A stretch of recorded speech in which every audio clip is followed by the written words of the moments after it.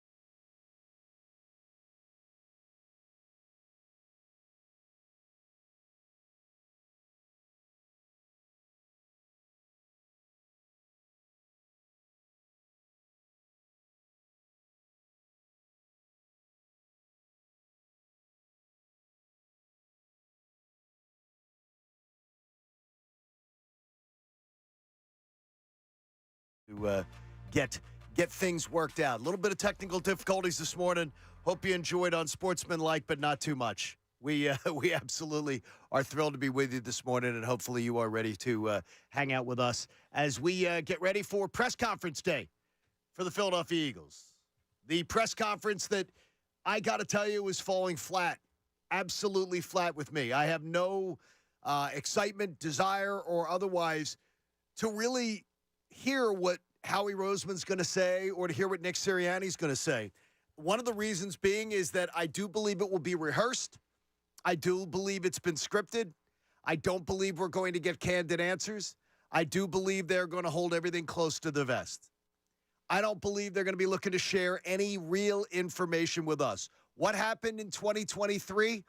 Why do I have the feeling it's going to be a bunch of, well, let's just say we're moving on. We're turning the page. We're looking towards the future. There's no reason to be blaming anybody at this point or otherwise. To me, this is an absolute waste of time today. I'll be listening, and I'll be looking to hear what they do come up with. But I will absolutely not believe anything but this was drawn out, waiting to be scripted, waiting to be said, okay, here's what we're going with. Here's how we're going to handle this. And more importantly, the further it goes along, I still can't understand. What did Nick Sirianni do to save his job? What did he do? What did he say? That meeting on Friday afternoon on the snow day, I don't know what he said. It had to be something just absolutely amazing, something absolutely brilliant. Blew the socks off of Jeffrey Lurie and Howie Roseman. Or they did care about the optics. They did care about how they're looked at. But as we prepare to hear today from Nick Sirianni and Howie Roseman, I don't expect to hear anything. And I got to tell you, I don't really know how much honesty we're going to get. Bob, good morning. Good to see you. After the technical difficulties, good to have you in. What's going on? A little frantic around here, but, well, it's incumbent upon us, upon media members, to get those answers. You could throw me into a room and say they're not going to tell you anything. I take that as a challenge. Yeah, we'll see. You put blatant questions out there. I don't want to say back them into a corner, but you have thoughtful, thought-out questions that can only be answered one way. I don't think you're gonna get answers today. So you're gonna get some. We're answers gonna know today. why Brian Johnson took the bullet and not why not Nick Sirianni? There's a question for you. Yeah, I mean, you ask it. You say, why did Brian Johnson? Why did the coordinators get the blame for all of this? And where does Nick Sirianni sit? It all starts with me. It all starts with me. He's gonna say. Is he an overseer of things? And I would ask this of Howie Roseman. I'd say, how do you describe Nick Sirianni's job as head coach? It is, you're going to ask, who's calling plays? Who called plays this year? Nick, why didn't you take over play calling? If things weren't going well, as we all saw, why didn't you? Whose decision was it to, it's questions that only have one answer. And if he says, well, it was no, who has final say? Like the media's, and they hopefully will be. You got to be on your toes today. This is a day that you cherish as a media person because there are so many questions to be answered. And no, it can't just be are you happy with things? Are you upset that Brian Johnson left? Today's going to be a hard-hitting day. It's not going to be easy for Howie Roseman and Nick Sirianni sitting up there because there are so many questions to be answered about one of the biggest downfalls we've seen in Philadelphia sports history. Nick Sirianni had his hands on every single part of this crime scene of what went down, and somehow he survived. So bottom line is this. He had to throw people under the bus.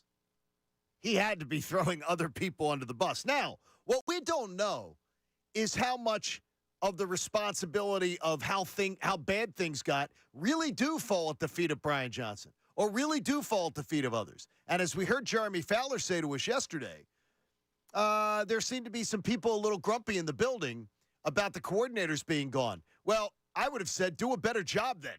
I mean, like when I'm hearing that, yeah, people are a little not thrilled Brian Johnson's gone. Really? Then that tells me if there's people in the building that aren't thrilled that Brian Johnson's gone, they know Nick Sirianni's responsible. And they know he's responsible for this. And more importantly, are they keeping all these other coaches? Are they keeping all these other position coaches and just going to change the top guy? Or are they going to go out and try to find the best available talent to fill these positions. That's where I'm at right now. It's very frustrating because I do believe this is going to be and I absolutely do believe they have gone over the questions, gone over how things are going to be asked. Here's how we want to answer them. We want to make sure we don't give away too much. We don't want to say too much. And they're going to hide behind, well, we're interviewing every top candidate out there. We're always looking to upgrade every single position. They've got the stock answers, I guarantee you, because every PR staff in the country has got those stock answers ready. And, I mean, it's a buddy of mine does for an NFL team, vice president of communications. I asked him yesterday. I said, he said, we coach our coaches up when it's a good season for the end of the season press conference. This was an absolute abject failure and disaster. They absolutely have been coaching them up, saying, here's what to say. Don't say this. He said, you don't want to step in any landmines today, and there's a big chance that they could. This is there's a media that is going to be out there really going after them today. Yeah, and you wait for that answer that gives you a little bit of the door opening, and then you crash it open. And whoa, hold on a second there, Nick. You said that you've never called, or, you just have to listen intently. You can't go in there with sure, you have an idea what you want to ask, but most of your questions today will come off of things that they say, and then you build your questions, or things that they don't say. You say you were happy with Brian Johnson. Well, why was it that offense nationally was so predictable? Whose fault was that? Who's calling plays? Are you only giving him play designs of, 20 plays? Who thought the bubble screen was a good idea all this season long? What happened with the slant patterns that seemed to work almost every time you ran them? Like, you can't back out of that question. And where did it go? And where did it go? Like, why did you have something? How could A.J. Brown go from having the most dramatic, impressive run in this franchise's history to absolutely disappearing for games because of the offensive game plan? Not because of A.J., because of the offensive game plan. I mean, it didn't make any sense. Yeah. Now, teams can adjust to you and try to shut you down, but there's always got to be a counter move. At least I would think a competent offense coordinator has it. Yeah, you would think. I mean, you have opposing running backs going on with their feet up on ESPN and saying, oh, watch, here comes the play that the Eagles are running. If that doesn't embarrass you, I don't know what would. You have national people and Dan Orlovsky and so many others, Brian Balding or Seth Joyner, pointing out things that were just simplistic, horrible in an all-22 tape. I mean, it's not like little things. It's big things. It's head-scratching to national media. So, yeah, today's the day. You got to give answers, and you don't let them go until they do. You just don't. 6 a.m. hours brought to you by Bradford White Water Heaters. Bradford White is here for the pro, even if they got there a little late. We appreciate you, Bradford White. You guys are awesome. Okay, and a couple other stories we're going to be talking about today. So, Milwaukee fires their coach with a better record, first-year coach with a better record than the Philadelphia 76ers have. There's something going on there. There is something to this story. And Doc Rivers is going to be the new coach of the Bucks. This gives us a potential showdown in the second round. By the way, right now, the Sixers would play Miami, I believe, in the first round. And that would be a sweat fest, worried about playing Miami. But if Miami just made a great move, too, picking up Rozier and dumping Kyle Lowry. And if you got there, and the people are clamoring, get Kyle Lowry in here. I'm like, are you serious? Really? I mean, 5 years ago, maybe. Not now. But the Sixers and Doc Rivers could be on a collision course. And then the Flyers organization hit with it yesterday as Carter Hart begs out and says, I need some personal time. I'm leaving. I need a leave of absence. We do not know the details of it, but there is a lot of smoke out there that this could be a bad story brewing. And it's horrible for a young team that has been overachieving and playing their backsides off for a coach that now they lose one of their best players. It's absolutely amazing. Yeah, it's not good. It's, you don't know the insides of what's going on. We know all the stories swirling about the junior team candidate and all that stuff. We know that Carter Hart, one of my first thoughts was how he's had a mental health instructor, for lack of a better term, since he was like 12 years old, which is fine. That's great. Sure. Is there something there on that? I don't know. Speculation is never a great thing, but there is evidence out there of what it may be. We are going to find out a lot more about that one, but we've got lots more. It's an Eagles day, and as this press conference comes down, but we'll have plenty more on the Sixers and the Flyers stories as things sort of break out all over town. We appreciate you being patient with us this morning as we're having some technical difficulties. John Kincade Show here on 97.5 The Fanatic. I love the Bet Parks Casino and Sportsbook.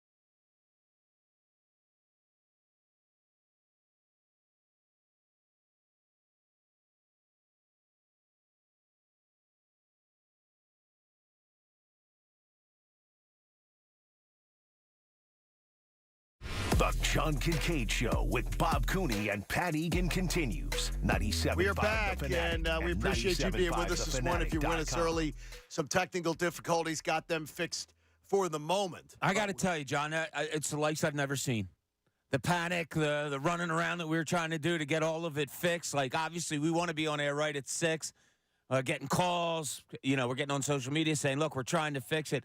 We have engineers that are phenomenal at their job that never seen something like this before. So it was just one of those things. Thank God we got Ghost it in the fixed. machine. And yeah. So let's get down to business, our regular show. 7 a.m. hour is brought to you by the all-new Bet Parks app. You'll love it. Sportsbook and casino in one sleek, easy-to-use app in Pennsylvania and Jersey. And I say the all-new because it's constantly changing. The Bet Parks app's awesome.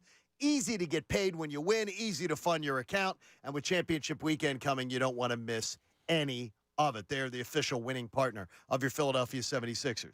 So we are we're at press conference day. And now there's talk of the coordinators. A lot of buzz going on about the coordinators, and one of them being that now there's a lot of buzzes. Hey, you know what might be a really good idea for them?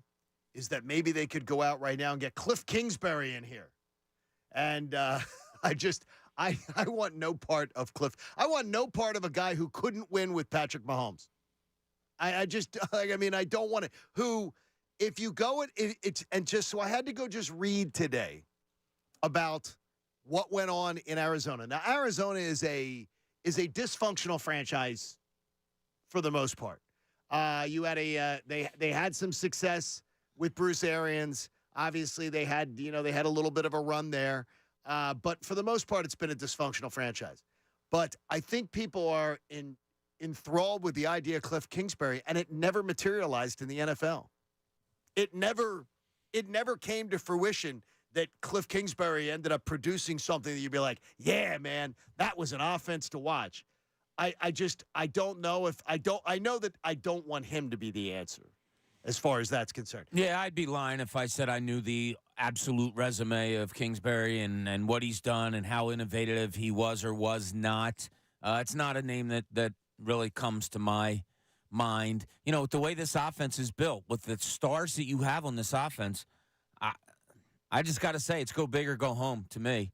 And, like, if your number one target isn't Eric Bieniemy, and you don't have, like, 2 targets right underneath him, you have to get one of those guys. I don't think this is a settle and, oh, yeah, we kind of like what he does. No, you need somebody coming here that makes this offense do what it's capable of doing, and that's score 30 points a game. So I had to check yesterday, and by the way, I wanted to correct something that I said yesterday. We hold ourselves accountable. I said yesterday that Eric Bieniemy turned down the Eagles for an interview when they hired Nick Sirianni. That was not true. Eric Bieniemy was never reached out to. They never even reached out to him, and Andy Reid was the one who exposed that. He said the Philadelphia Eagles never called him to interview Eric Bieniemy.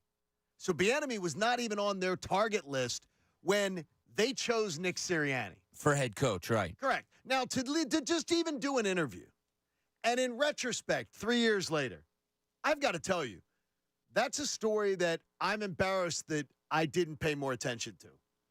You had Eric Bieniemy, who is in NFL circles 5, 10 times as successful as Nick Sirianni was at the time. We didn't even know who Nick Sirianni was.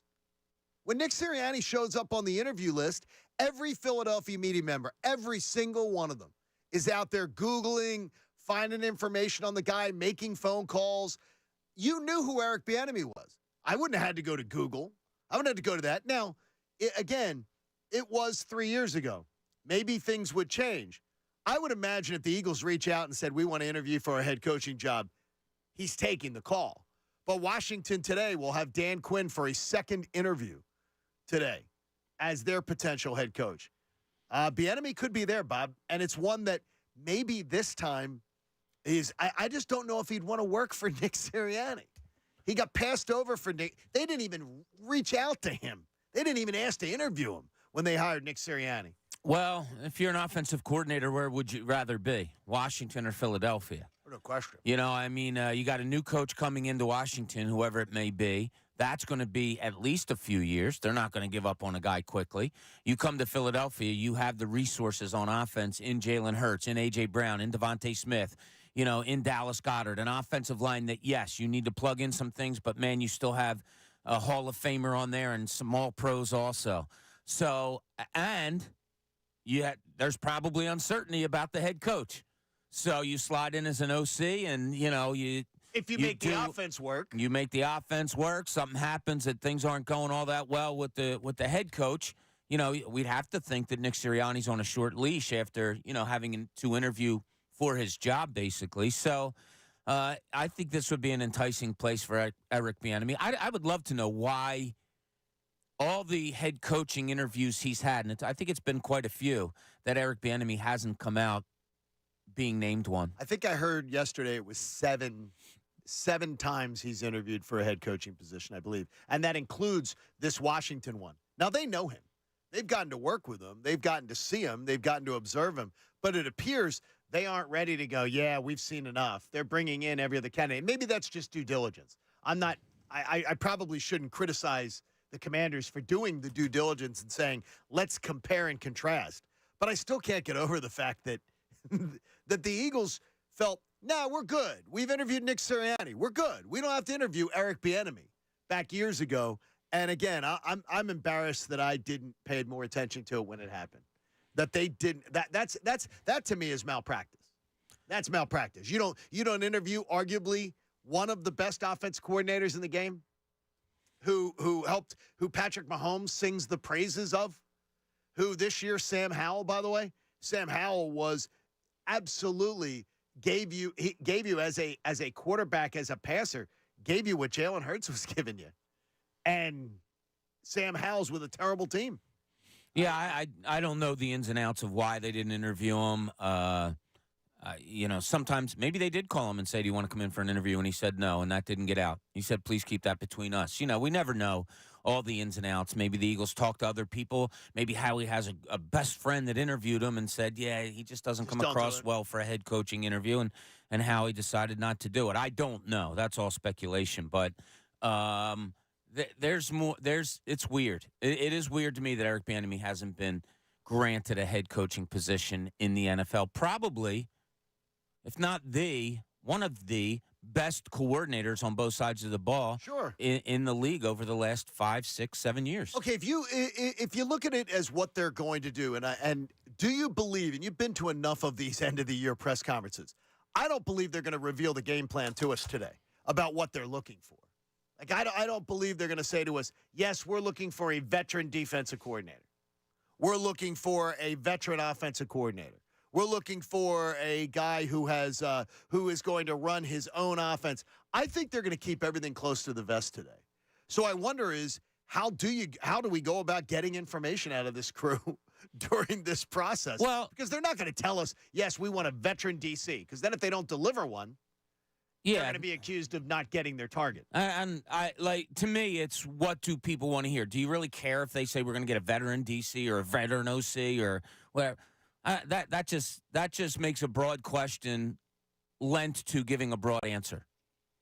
Hey, do you want to get a veteran defensive coordinator? Well, we're going to look at everybody, and we'll see. We'll see what's out there. There's a lot of people we want to talk to. That's just an open question. I don't really care about the answer. If they came to me and said, yeah, we're going to get a veteran defensive coordinator. Okay, a veteran defensive coordinator could be a guy that's coached for 2 years. He's a veteran. But you can't say, do you prefer a... Yeah, you can say it, but does the answer thrill you in any way? I'm looking for answers from them that fans want the answers to. Do fans really give a flying crap if they say, yeah, we're going to go after a veteran defensive coordinator? I don't think so. Well, I think the two unproven coordinators is why we're sitting here today. Or at least that's what Howie Roseman and Nick Sirianni want us to believe. They're telling us those two guys were to blame. We found the problem. We've solved it. They're gone. We got rid of the incompetent coordinators. Those young coordinators, got rid of them. They're gone. We fixed the problem. That's what they're saying to us. That's what they're trying to sell to us, that it was Brian Johnson and it was Sean Desai and it was Matt Patricia that were the problem. Yeah, I mean, Not Nick Sirianni. Yeah, I mean, that's blatantly obvious. You got to stay away from the obvious. You can ask whose fault it was offensively. You can go into scheme. You can go into play calling, all the things that I mentioned before about what is Nick Sirianni giving to his offensive coordinator to do on Sundays? Is it a handful of plays? Is it a specific towards the opponent? Because nothing looked different over those last 6, 7 games. They were running pretty much the same thing. I didn't see any game plan that stuck out to me offensively that said, oh, wow, look, they're really trying to do this game.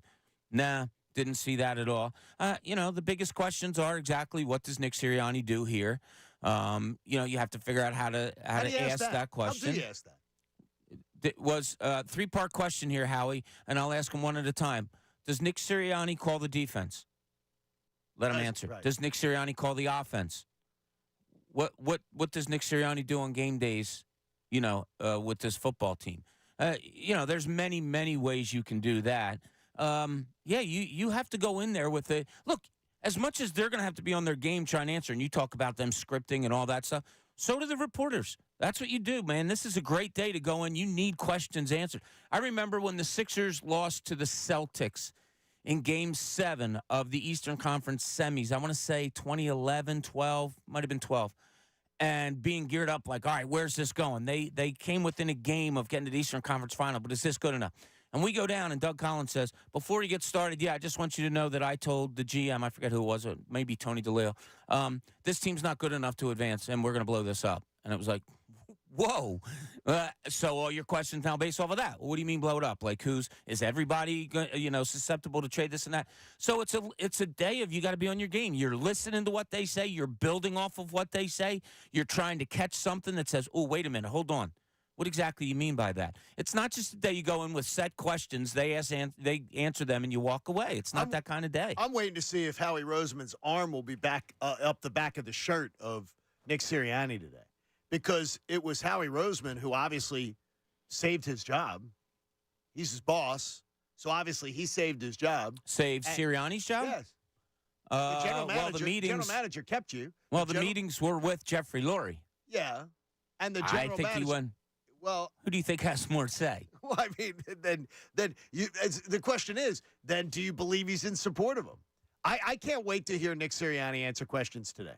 Because it's going to be, to me, is going to seem like, I'm watching an episode of a daytime drama that he's going to he's going to be saying words out of his mouth that somebody else wrote. I don't believe he's going to have answers for. Well, I don't care. He's not going to memorize everything that a PR No, you get him to talk. That's your job, man. It's like you're an investigator when you're a reporter. You got to get the suspect to talk. You have to get the guy to try to lie or admit something that he didn't want to, and then you jump all over it. Yeah, that's the fun of it. Look, you go in as a reporter wanting to get answers for the fan base. That's solely, at least that's all I cared about. Knowing what the fan base wanted to hear, knowing what they were upset about or happy about, and getting coaches and players and GMs and ownership to expand on it. And that's the goal today. The drop-off from Jalen Hurts, was it a big part of what went down in 2023? The numbers are going to show you a story that may be quite troubling if you're thinking there's going to be a turnaround. We'll get to that coming up, plus more on the overhaul with the Sixers. Now, one of their number one oppositions, Milwaukee, will have Doc Rivers calling the shots for them. Maybe. That's not definite yet. That's their top target according to Woj, but he hasn't. And I only say maybe because CNN and TNT reported it. Reported that he signed? Yeah, it's right on the screen. Yeah, reported. That Woj hasn't come out with it yet. Yeah, Woj hasn't. No. And I have a little background on stuff that what would you think? Wait until Woj comes out with it. Wait till Woj has got it. Yeah. He's got to change some. TNT's going to be in trouble if that happens. They ran with the graphic on the screen last night that they did it. So that's not going to be good. But they did this. The CNN reported it. John Kincade Show. Lots coming your way. We'll be all over it all morning long. Hopefully we'll be able to bring you Adam Schefter at 8 o'clock, too, here on 97.5, The Fanatic. I love the Bet Parks Casino and Sportsbook app. I love that it's easy to use. I love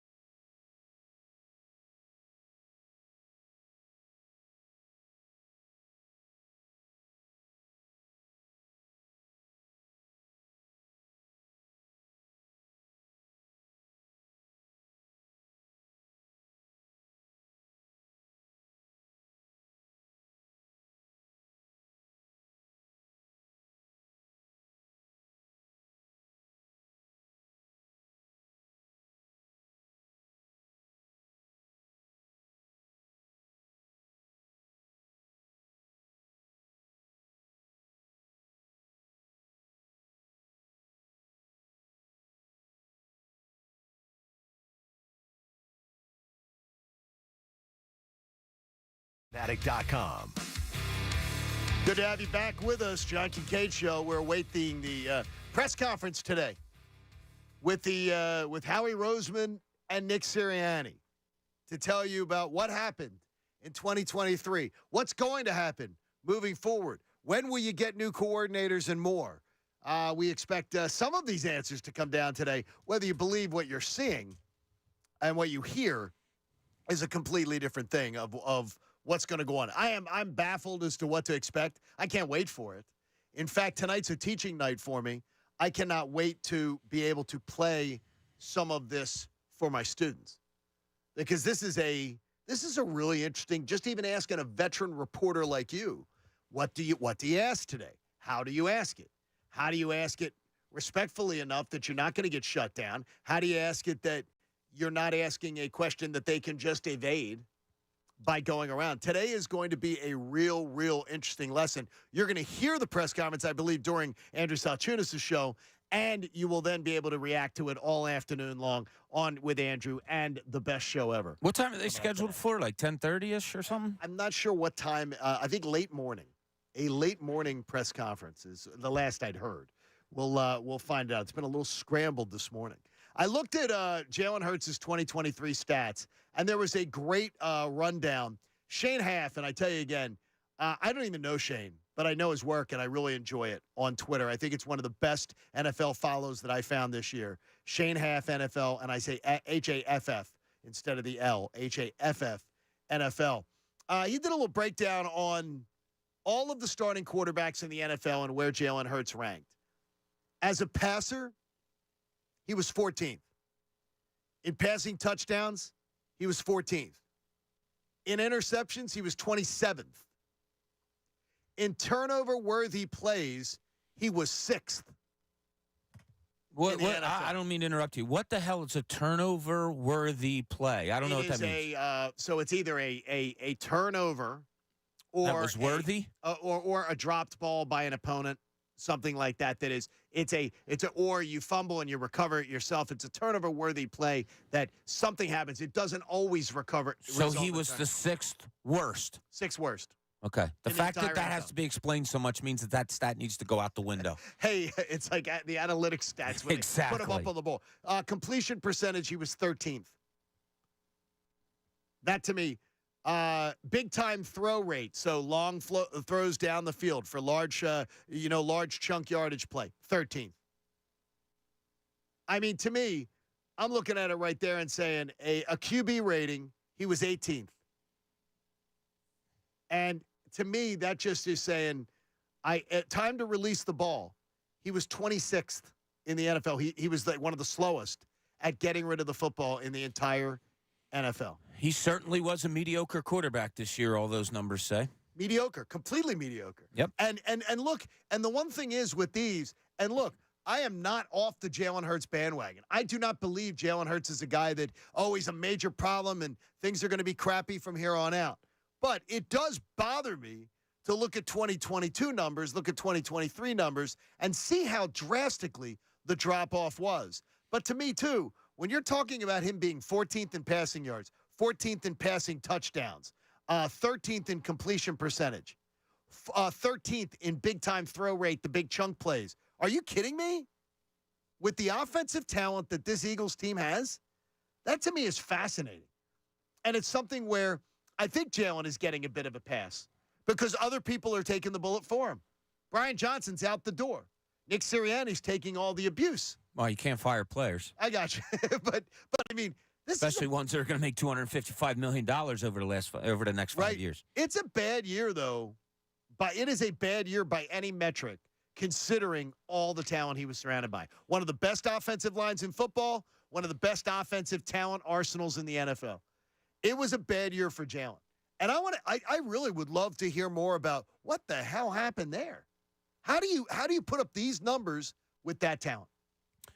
Well, one of the things that I brought up the other day about how different he looked as far as mobility has to be a big question today. Is there more to an injured knee than we know? When he got ankle surgery in February, I just read the other day.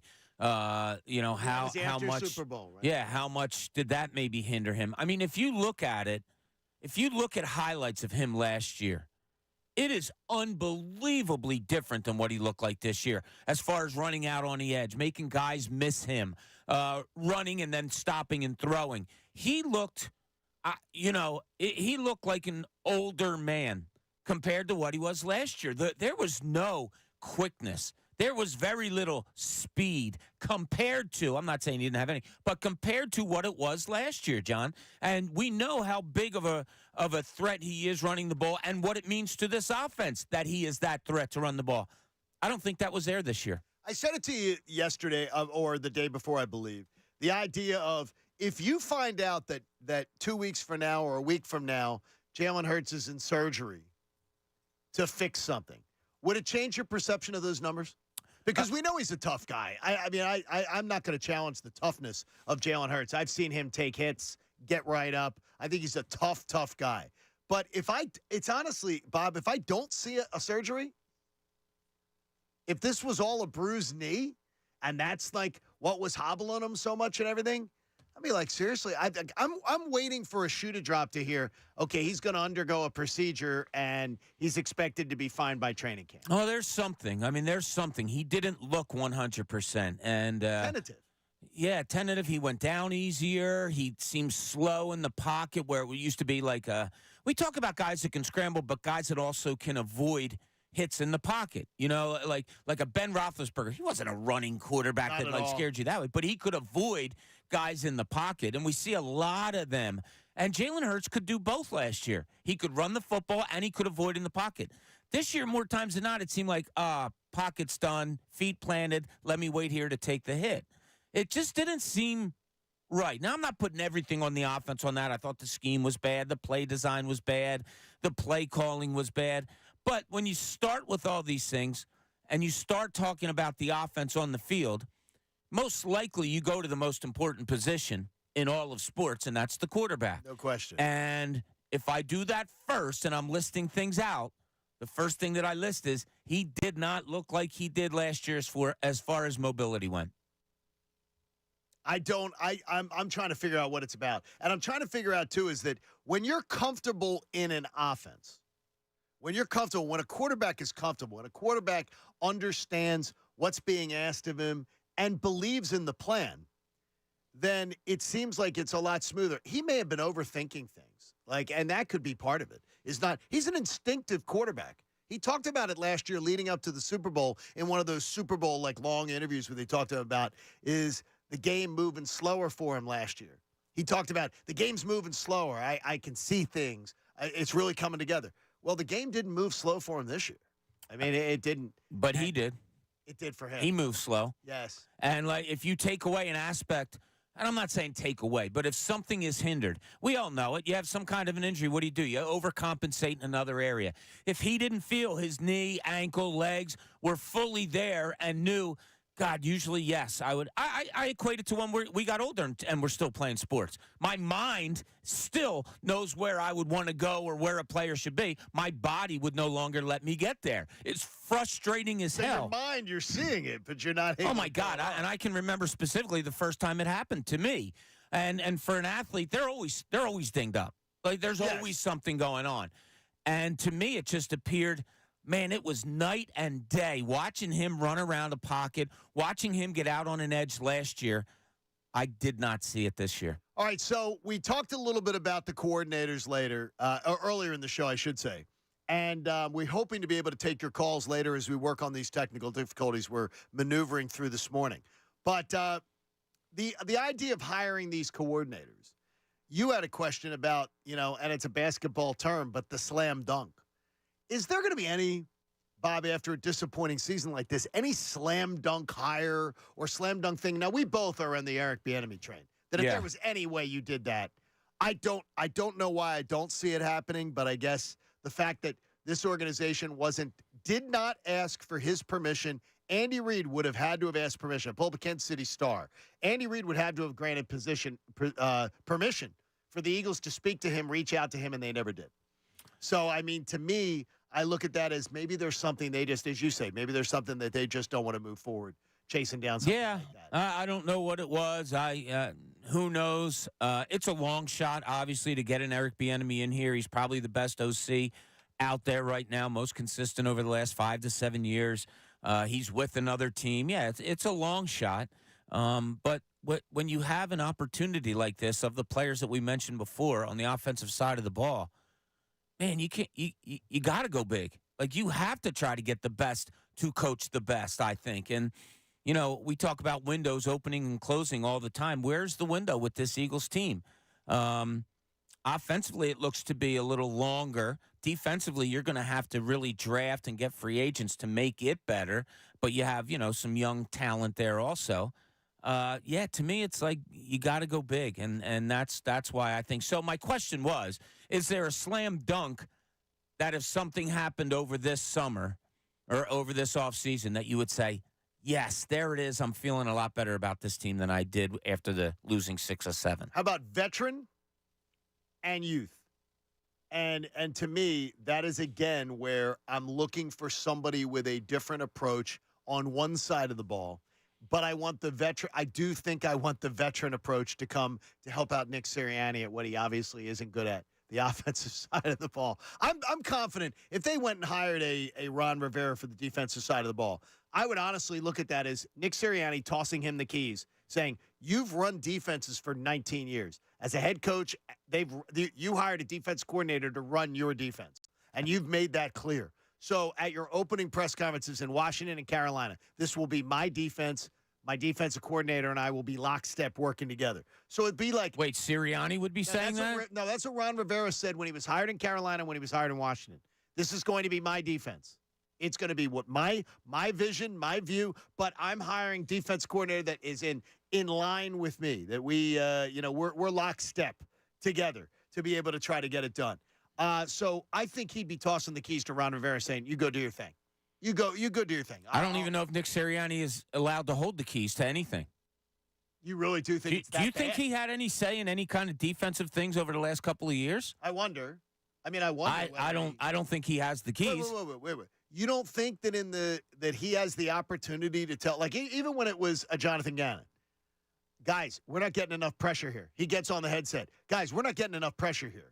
And Gannon said, F you, we get 70 sacks this year.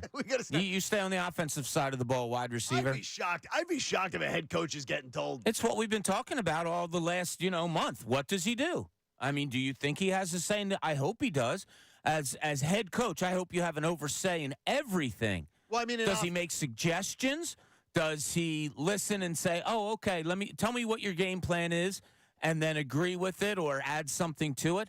I don't know. I just don't know. But keys to the defense, I don't think they're in Nick Sirianni's pocket right now. And he would never have authority to oversee it and say, hey. They're in an office locked away, and when the Eagles make the decision of defensive coordinator, maybe Big Dom goes in and unlocks that drawer and takes out the keys and says, here you go. This is from Mr. Laurie and Mr. Roseman. Okay. And hands them over. I don't think Nick has them in his pocket. Okay, will he have the keys to the offense?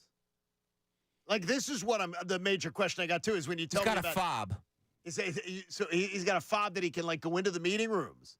He's allowed to go into the meeting rooms, but he's not allowed to talk. He can unlock and lock the doors, but he ain't driving. Okay, then you have painted a picture, in your opinion, this is just your opinion, we're having a little bit of fun with it, but that's your opinion that then he is just... This was a mistake to bring him back. A complete mistake. Because head coach, or it's the reason they're bringing him back, because he's not overseeing the things that were bad. He's overseeing the people that were bad in their opinion, not mine. Well, people keep bringing up John Harbaugh, and that John Harbaugh and the defensive coordinator that John Harbaugh brought in, and I'm drawing a blank on his name right now, that runs the Baltimore defense. He talks about the fact is Coach Harbaugh is in our meetings, stops in the meetings, hangs out in the meetings, offers his input, and I have to present our game plan to Coach Harbaugh. And Coach Harbaugh signs off on, I like this, I want more of this, I don't want that. He does the same thing with the offense. So people pointing out that, well, John Harbaugh is just an overseer. No, he's not. John Harbaugh has his coaches come in and say, here's the game plan we want to go with. I've drawn this up, and he says, hate that, like this, more of that, less of that. So he has control of that entire operation. If Nick Sirianni... When was the last time he was in a Super Bowl? 2000 and what? Yeah, right? 2006. I mean, you Yeah, can but he's try to saying- emulate everybody you want. I'm not about that. I don't care what other people do, what other people say. If I'm confident in my plan and my game of action, that's the way it's going to go. And if Nick Sirianni didn't have too big of a hand on the defense and offense last season, and he was more of an overseer and keeping the guys happy and playing the game and all that stuff, it worked to almost to perfection because they almost won a Super Bowl. Now, all of a sudden, it's going to say, well, somebody else does it different, and they're top of the AFC. Nah, yeah, I don't know. I don't know if you change it that drastically to say, like, oh, well, this is how he does it. Well, the way he did it last year almost won him a Super Bowl also. No, it's people saying Nick Sirianni doesn't have to have control of the offense or defense. He can just be an overseer, and John Harbaugh is the name people like to throw out there. And it's a complete fallacy, acting like John Harbaugh is just there being the rah-rah guy going this, when he has complete control over saying, do this, do that, don't do this. Do this more, do everything. I don't know what Nick Sirianni's going to do. It looks like a mistake to me. It really does. The more I hear, it looks like a mistake of what they did to say, yeah, we're gonna bring it back with Nick, but we're going to throw all these other people under the bus. They were the ones. What you're saying is by firing them, you're saying they were the incompetent ones. We're keeping the competent. I'm not guy. saying that. No, I'm saying that's what I believe they think. That's what the Eagles are saying. Right. By firing them, they're saying we fired the incompetent guys. We kept the competent guy. Does anybody believe Nick Sirianni's the competent guy right now? If you do, I don't know what you're watching. I don't know what you're looking at. And honestly, I don't know what you're listening to. Because when you hear it, there's plenty of questions. Because when this thing was spiraling out of control, he kept telling you, nothing to see here. We'll get it worked out. Every week it was, we're going to work hard. We're going to bear down. We're going to look at the tape. We're going to get things figured out. And instead, it got worse. It got worse. So they threw other guys under the bus and said they sucked. These guys sucked. We got rid of them. They were terrible. They're the reason we lost. But Nick Sirianni's the one, by keeping him, they're telling you he's competent. He knows what he's doing. It was those guys that were the problem. And to me, that to me is it's ridiculous. Well, it worked 1 year. All right, let's just say they're thinking. Somebody said I'm making excuses. I'm not making excuses. I'm just throwing out there maybe what the Eagles thought or whatever. But it worked 1 year. Say they did the exact same thing this year as they did last year. And last year, their coordinators were there, and Nick Sirianni oversaw it however he oversaw it and did whatever he did in the locker room, and he pandered with the T-shirts and all that stuff. And it worked in that the players wanted to play, the coordinators knew how to coach, and you came within inches of winning a Super Bowl. Then he comes back this year. Because of that success, those coordinators are gone, but you bring in guys that you think are competent, and you have the same game plan. I'm going to oversee everything. I'm going to have the players ready to play for you. You guys do what you do. This was our Super Bowl remedy last year. And then that's what happened in the last 7 games. So now you question, is that good enough? You have evidence it is. You have evidence it isn't. And that's where it's led us to right now. I wish there was a secret hidden camera, microphone, that I could have heard Nick Sirianni go in and talk to Jeffrey Lurie and say, here's my plan. Here's how I'm fixing it. I have this great plan to fix it.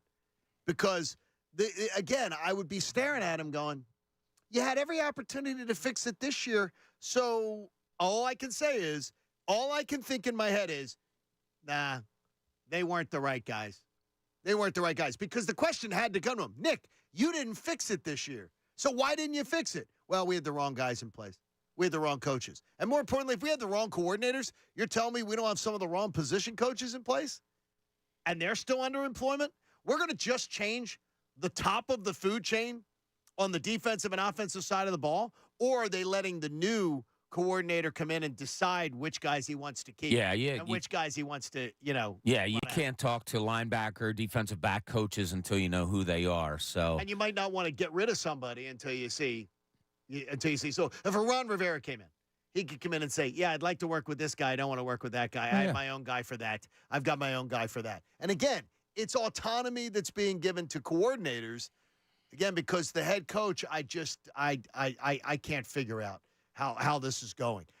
So the Sixers will be in action. Their long road trip begins tomorrow night. They've got a 5-game trip coming up. And you were talking about, Bob, the fact that, by the way, TNT did report it last night. that they say he was hired. No, Now, yeah, Woj but they're hasn't not. said it. No, look, They did a whole segment on it, but they did Doc like 12 Rivers minutes on it. works for ESPN. Right. Adrian Wojnarowski works for ESPN. You think TNT or anybody's coming out with a correct report saying he's, and I saw a thing, hired, and then at the bottom of the story it said this is an ongoing story. He hasn't been hired yet. Doc Rivers has not been hired yet. Adrian Wojnarowski came out about 5 hours ago and on TV and said they're in conversation. Is he their top? He said he's his top target. With him not saying that Because he's been there's the hired, connection. trust me, he hasn't been hired. If Doc leaves, by the way, if Doc leaves, boy, I mean, he did the guys who lost their jobs. Jeff Van Gundy. Yeah. And they lost their jobs because they were hiring Doc Rivers. Welcome to the business world. And if Doc Rivers leaves and those guys got shown the door, that's bad. That's bad form. That looks really bad on Doc's part. I don't think so. It looks really bad to be like, make all these changes. Commit to me. Get rid of guys you got. Commit to me. I'm into this. I want this job. Yeah, I don't want this job now. He could have put it in his contract. The only way I'll leave is if I'm offered a head coaching job that I want to take. It could be. He could have.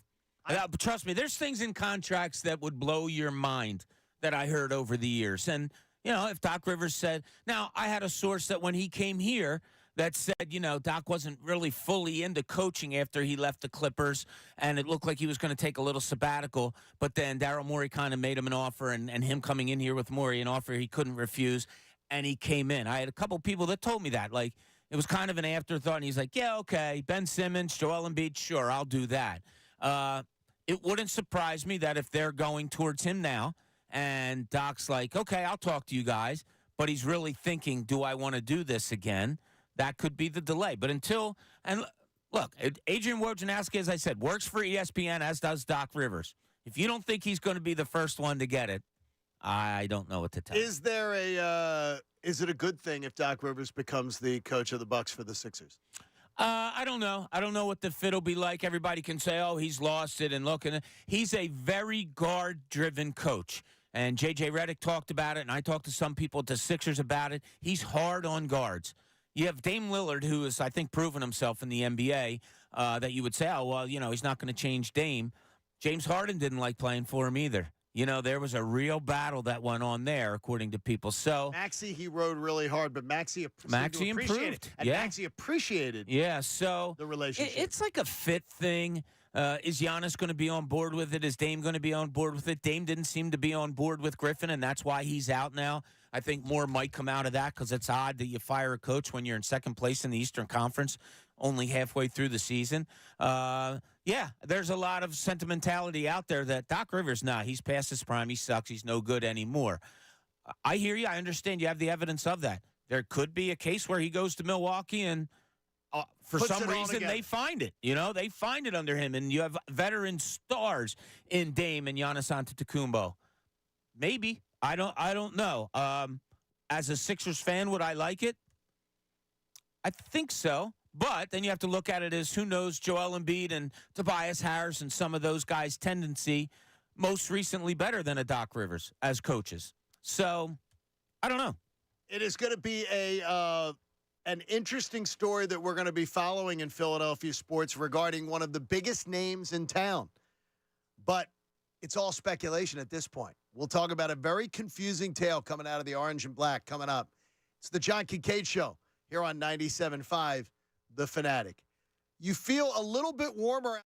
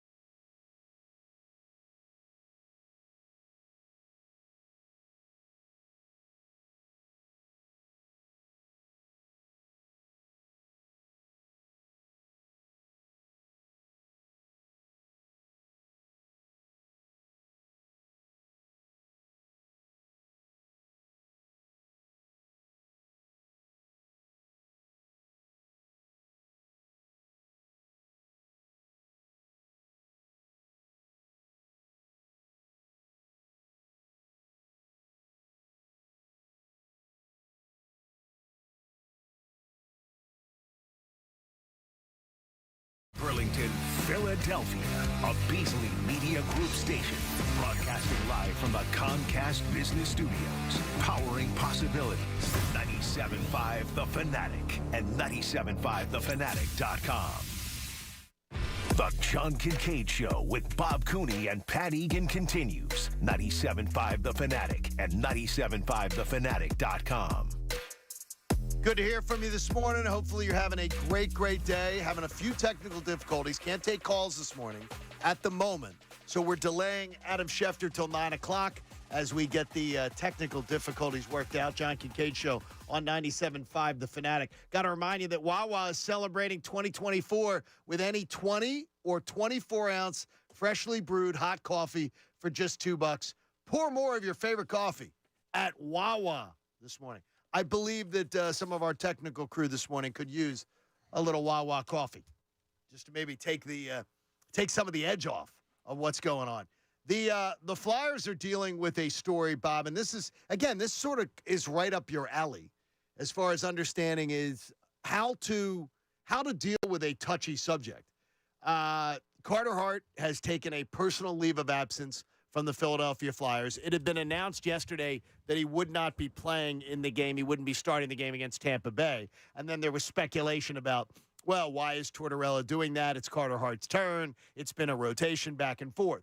Then later on in the day, right before dinner time, we find out that Carter has taken a personal leave of absence. There is no explanation been offered as to why he is taking that leave of absence. There are suspicions flying all over the internet, which I don't think is fair, but it still is something that there is the 2018 Team Canada investigation for the rape, and it is his name has been linked to that story. As to what degree, we have no idea. We have no facts. There's nothing to, involved. But reportedly, they are close to having some sort of a resolution to that case as far as whether there will be criminal charges or something. In Canada, that is the story. They expect that there is nothing to do with Carter Hart, his name not attached, but they expect that story to break here in the coming weeks. So how do you handle this as trying to find out? This is the franchise goaltender that is now walking away from his team, and there's no explanation that's being offered. Well, you handle it kind of like you just did. You have to ask the questions. You're not going to probably get the answers because it is so sensitive, but you have to ask. You have to say, does this have anything to do with the impending case? He was part of that Canadian junior team, as we all know. Does it have to do with his most recent outing, which was horrible, in which he got pulled in the third period? There's many things, but you handle it, yes. What are the facts out there? The facts out there is there's an impending investigation on that Canadian junior team charges reported that are coming of back, which he was a part. You ask the questions. It's not going to go over well. But are the two tied? You cannot say definitively right now. No, you can't. If you speculate that this is the reason because of that, well, that's ignorant too. So it's kind of just. You do have to include it in a story. I would have to include it in a story. If I'm writing Carter Hart took a leave of absence, you don't say because of this. You say, surrounding different circumstances, what the case is or what the case may be individually with him. Now, there was also somebody else on Calgary, part of the junior team Canada. From that team that decided. Dubé is also, he took a personal leave of absence also. Yeah, so, you include that, though. That's factual. Their names are tied to that story, and reportedly the charges are going to be charges and resolution to this case. The next steps in this case are pending, and they're expecting it. The Canadian media is waiting for it. Yeah. And it appears, when you read about the story, it appears that there is some, at least malfeasance that went on in the investigation of the incident, in how the incident was treated. And there are those who have used terms in the Canadian press, have used terms of cover-up, have used terms of police deciding to just, let's just make this go away. And it's not like we haven't seen in sports where stories have been asked to go away. But it's important to note that Carter Hart's not been said, hey, he's the guy, he's the target, he's the one they're looking for. But this is I'm more looking at it now too. This is really damaging to a young team that has had an amazing season and has been playing somewhat way over their heads. And now they lose one of their best talents who has to walk away from the team. And it's just that's very disappointing for every guy in that locker room. They looked a little distracted. And they looked distracted on Sunday afternoon, and they looked distracted last night. They didn't look like the team that John Tortorella's been trotting out there the last month and a half, 2 months. Is it? They were sloppy. They were sloppy as hell, and they haven't been that. They've been one of the best defensive teams in the NHL. Yeah, they've given up a lot of goals lately. Yes. I don't. Does this have an bearing? I don't know, pressure thing on the team where they can't perform up to snuff because this is surrounding it?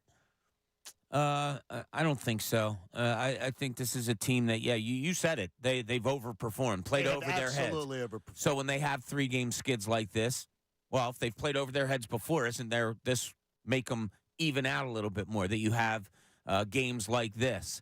Because that's maybe who they are also. I don't know what kind of an effect. Short term, you're losing your number one goalie. And a guy, for the most part, has played decently. For the long term, and we talked about it here, now you have 2 goalies now that are pretty good. Are you looking long term like, well, you get rid of one, get some assets, that's where we are now, and you put your trust in the future of another one. Yeah, now that puts that on a little bit on a back burner. But first and foremost, it's the badness of this case and what happened and resolution needs to happen for everyone involved, and that's going to come about. Whether it includes Carter Hart or not, we're just going to have to wait and see on that. And if Carter Hart had something else going on, we would, it's weird because I would wish him the best. I would wish him the best in his recovery, in whatever he needed to take some time away for. If this story turns badly against him, then things are going to be, and people are going to assume guilt.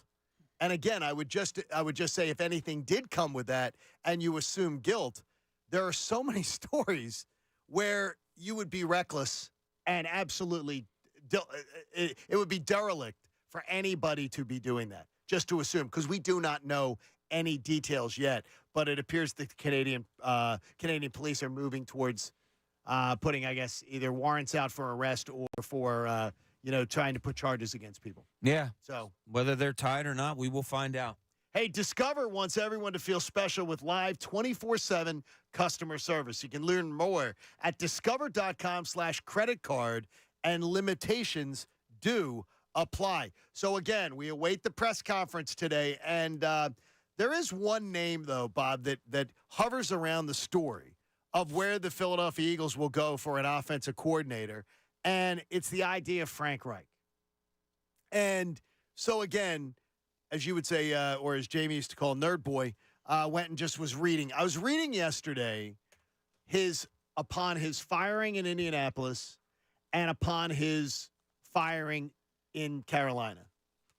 And what was the general tone of the media regarding the dismissal of Frank Reich?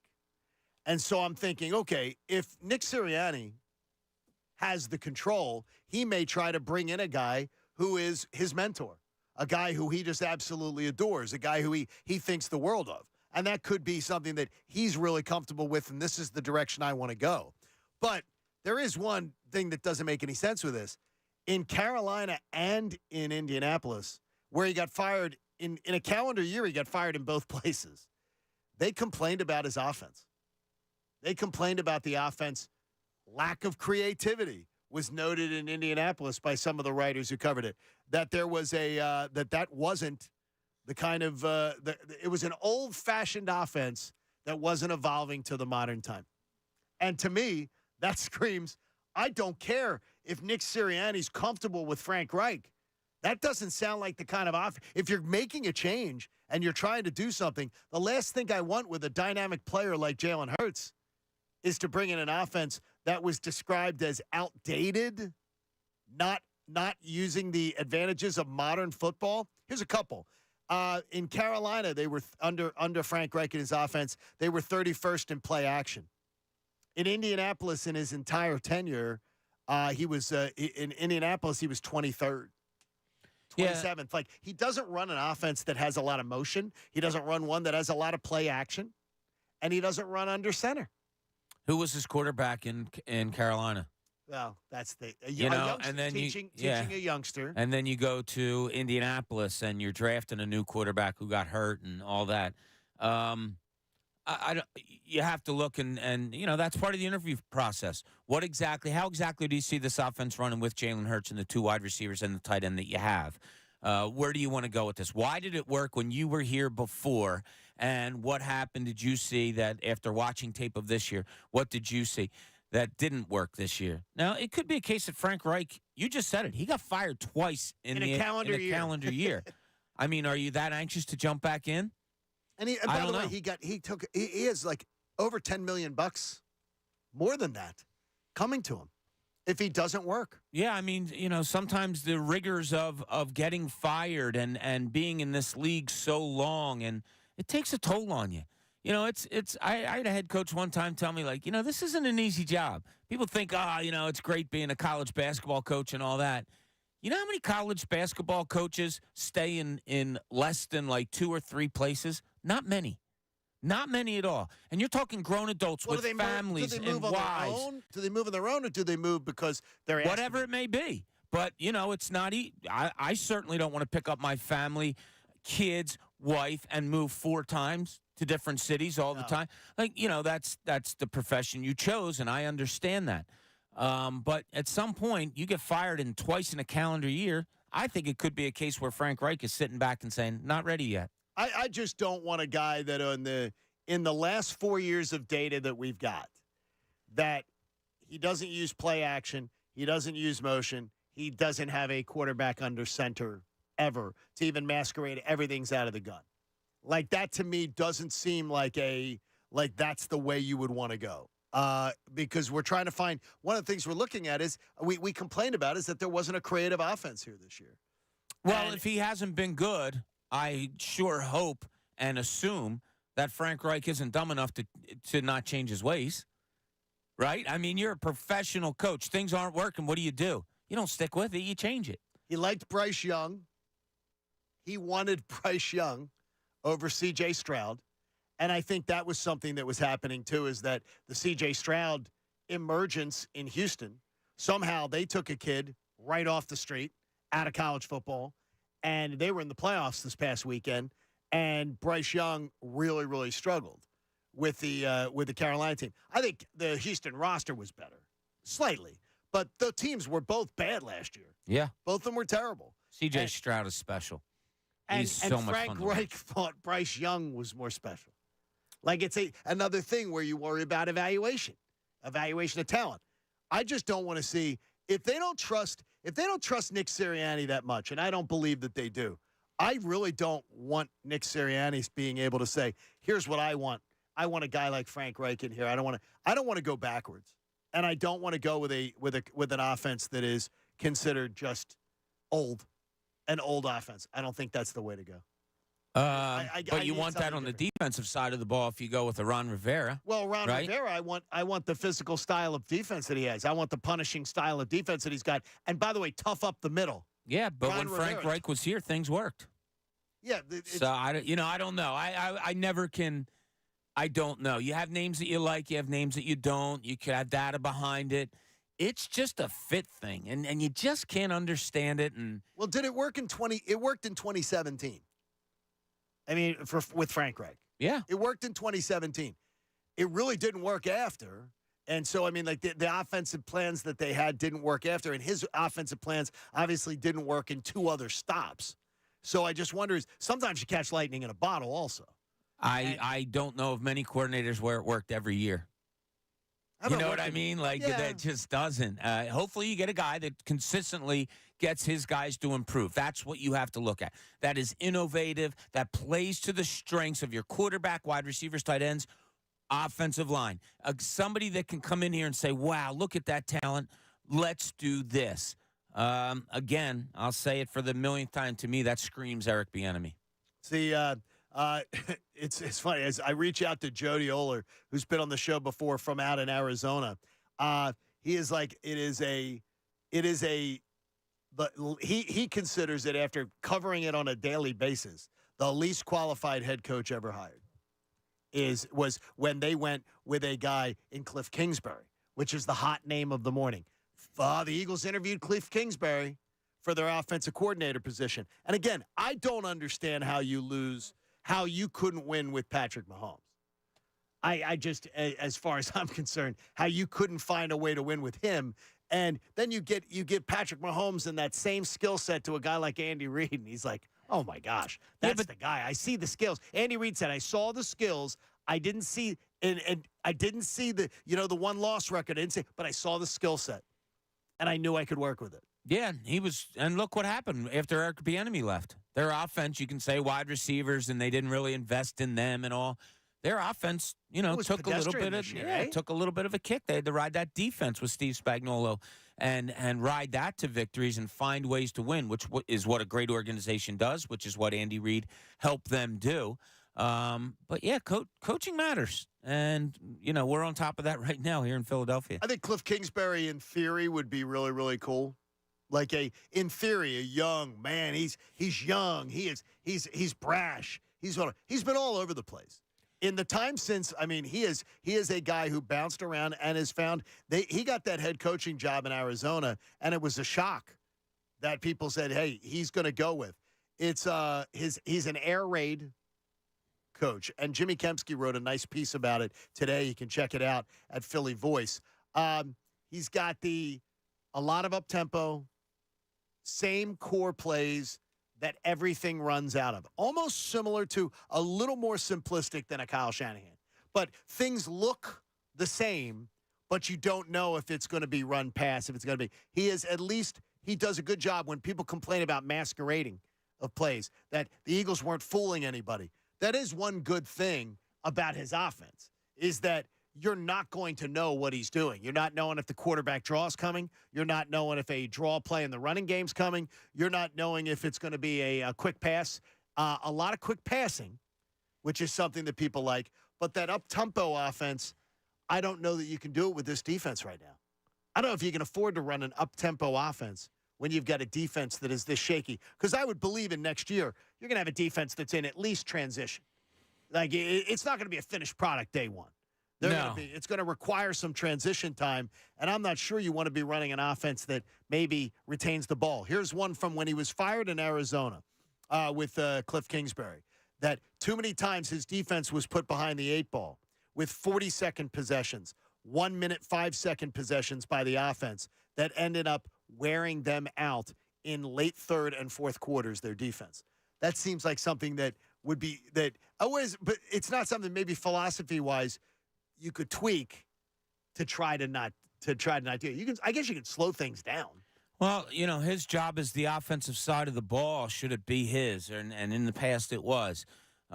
You're looking to get the most out of your offense. If that means we are at our best scoring points when we go to a no-huddle offense, well, damn the defense. That's on you guys. Like, it's this year, I thought it was egregious that offensively, they didn't look to run the ball more because this defense was absolutely horrendous. And to not try to keep your offense on the field more often, to have a 3rd and 2 on your first series against a team that's the worst against the run and throw the ball, that's idiotic. Not taking the ball to begin a game when your defense couldn't stop me and you, that's idiotic. But if I'm a fresh new face and I come in here and I see the weapons that I have and I do things and I say, damn, Jalen Hurts is so much better when I run a fast offense. Well, it's on the defense to take care of their business. They don't have to be on the field for 9 minutes. They could also hold the other team and get them out in 40 seconds. You got to do what's best for you. And then as the season goes on, figure it all out. We could be looking at 40. I don't think he's a hot name either. I don't think so either. I think he's the latest name, and it has to be the headline. Oh, they had Kingsbury in for an interview. They did a Zoom interview with him. Yeah. It was virtual. So. Jimmy writes a good summary here, and it almost says exactly what you're hearing out of Arizona. It's a spread offense. It's up-tempo, mainly shotgun, but its effectiveness is contingent on how well the players can master and execute a predictable, limited playbook. Because it really is. They run things out of, and there is though there's a lot of motion in Kyle Shanahan's offense. There's a lot of motion. There's a lot of running out of passing formations and passing out of run formations. Kyle would tell us, Kyle Shanahan in Atlanta, he would do these every year. They would have a media session where you would go in and Dan Quinn would have his coaches explain to us sort of what the plan is. Kyle Shanahan would explain it really well, and he'd go, look, we look like we're going to run here. We look like we're going to throw here. And more importantly, we look like this formation isn't going to everyone's going to say, hey, we've seen this before. But then our job is to make sure that we're masquerading something and doing something that doesn't. Kingsbury maybe could evolve into that. That's 98, 99% of coaches in every sport. What'd you say? Make the other team think you're doing one thing when you're actually doing another. So I don't think he's like breaking any new offense here or anything. Well, like you that. say that, but San Francisco's led the league in all of his every year that he's been their head coach from Fox Sports. Every single year he's been head coach, they've led the league in passing out of run formations and running out of pass formations. So they like the rest. So he's predictable. The rest of the league doesn't catch, but they can't catch. They don't know what's going on. They don't know what to expect or how it's going.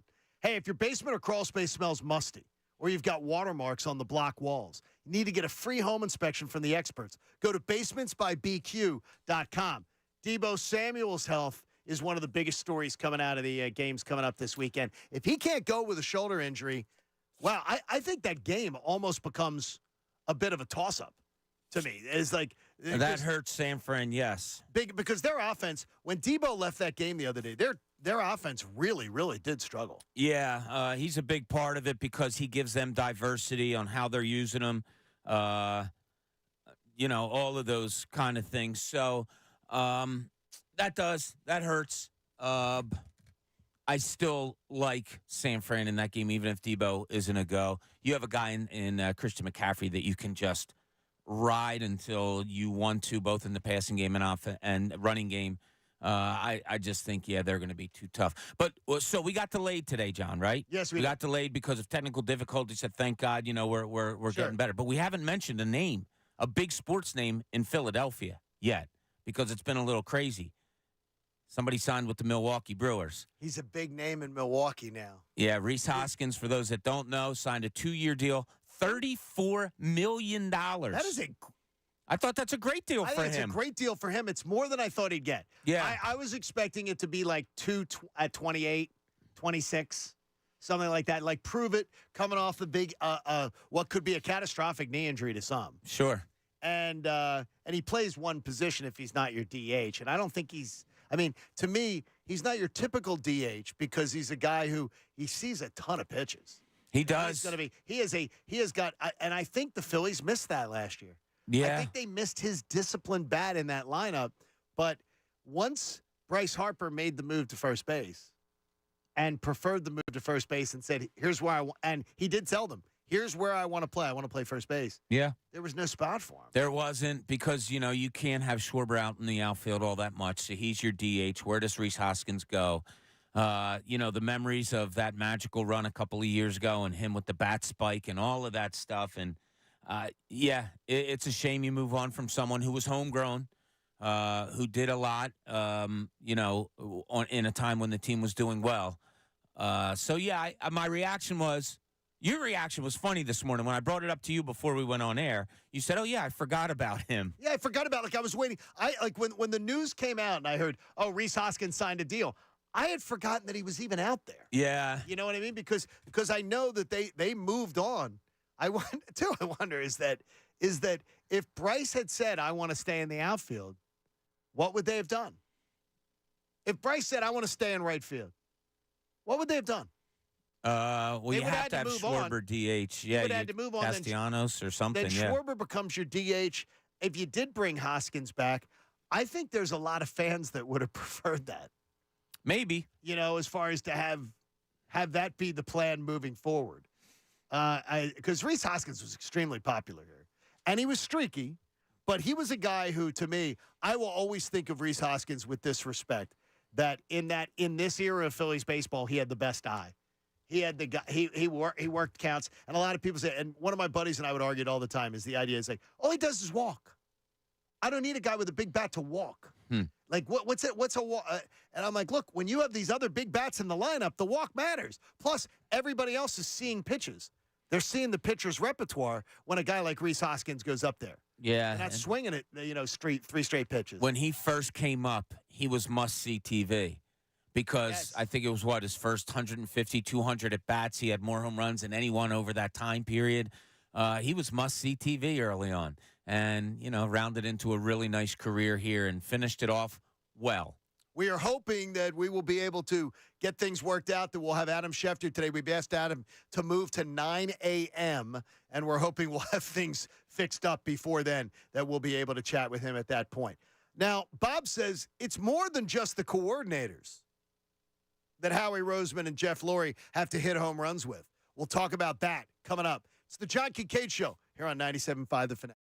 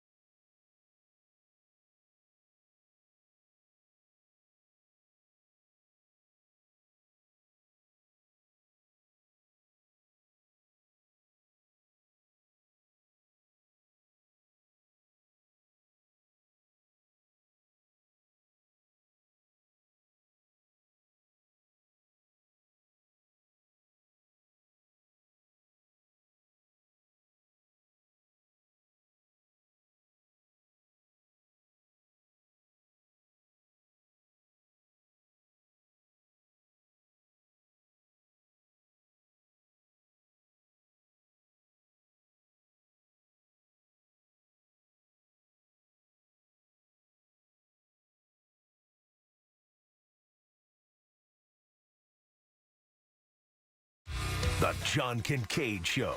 97.5 The Fanatic and 97.5thefanatic.com. So much going on as we await the Eagles press conference later today. You'll hear it on 97.5 The Fanatic. What you will take out of it will be completely different. Bob's ears will be different than my ears. Pat's ears will be different than ours.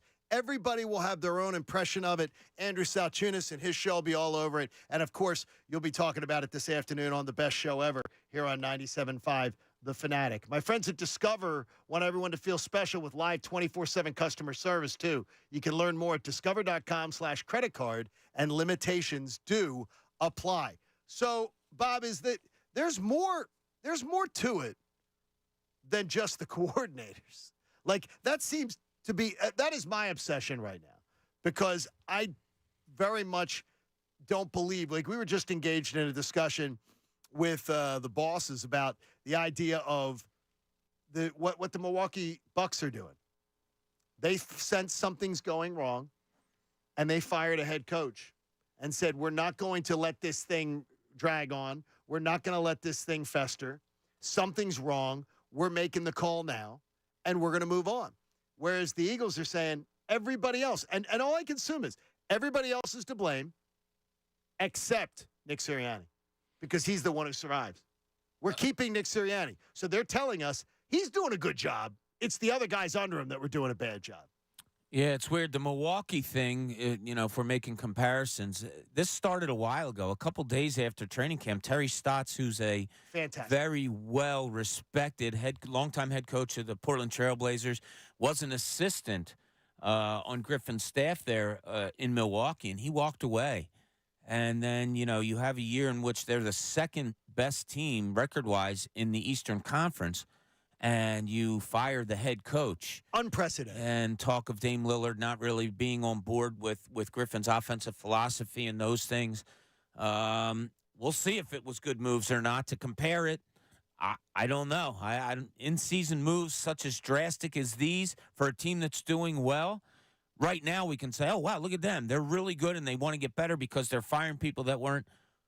Maybe. No, it's a chance. It's a gutsy thing to do. Reportedly, Giannis liked Terry Stott, too. Like, Terry Stott was... And Dame played for him in Portland for years and years. And I'd be surprised. Like, why wouldn't that be your first call? If you're going with an in-season move, you're running a big risk, which is what the Eagles would be doing now. I don't even think in an off-season move the Eagles would be running a big risk. There's a great pool out there. Now it appears that Jim Harbaugh will take the Chargers job. I go say San Diego. He will take the L.A. Chargers job. It appears that he's moving towards that. Bill Belichick can't find a job, which I find, very fascinating. We'll talk to Adam Schefter about it, hopefully coming up today at 9 a.m., a rescheduled time with Adam at 9 a.m. today. It's very confusing. You had pick of the litter right now, but the Eagles have doubled down saying they've given a vote of confidence, a major vote of confidence, more than that, to Nick Sirianni.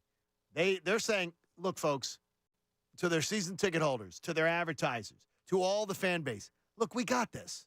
This is the guy. We know he can do the job. It's the other guys that sucked. And I think that is something that I can't wait to hear more about today in the press conference. Well, you're kind of going to the extreme. Other guys that suck. Something had to be done. We all agree with that. You couldn't. What are we going to do? Bring back everybody for next year and say everything's okay? So, where is their confidence level in Nick Sirianni? It's probably waned a little bit. It's probably gone down since a guy came in here and 2 years later took them to the Super Bowl, and then last year lost 6 of the 7, and the team looked absolutely lost. Their belief is that more of that had to do, I guess, with the coordinators than him. Maybe they know what he is, and in their mind, he's a leader of men. He's an overseer of coordinators, and these coordinators weren't good enough. I don't know exactly what their thinking was, but change had to be made. There's no question about that. Yeah, I just don't know with all the messages coming out. When Nick Sirianni, when Brian Johnson was taking the critique in November, Nick Sirianni sat behind a microphone and said, hey, if you're going to start criticizing Brian Johnson, don't criticize him, criticize me. It's my offense. I'm the one who's responsible. Brian's just calling the plays. So if you have critique of this offense, it's on me. It obviously wasn't. either he was falling on the sword then, or the organization said, oh, no. Nick was lying. It was all Brian Johnson. We just showed him the door. Well, I mean, if it was Nick Sirianni told us it was his offense.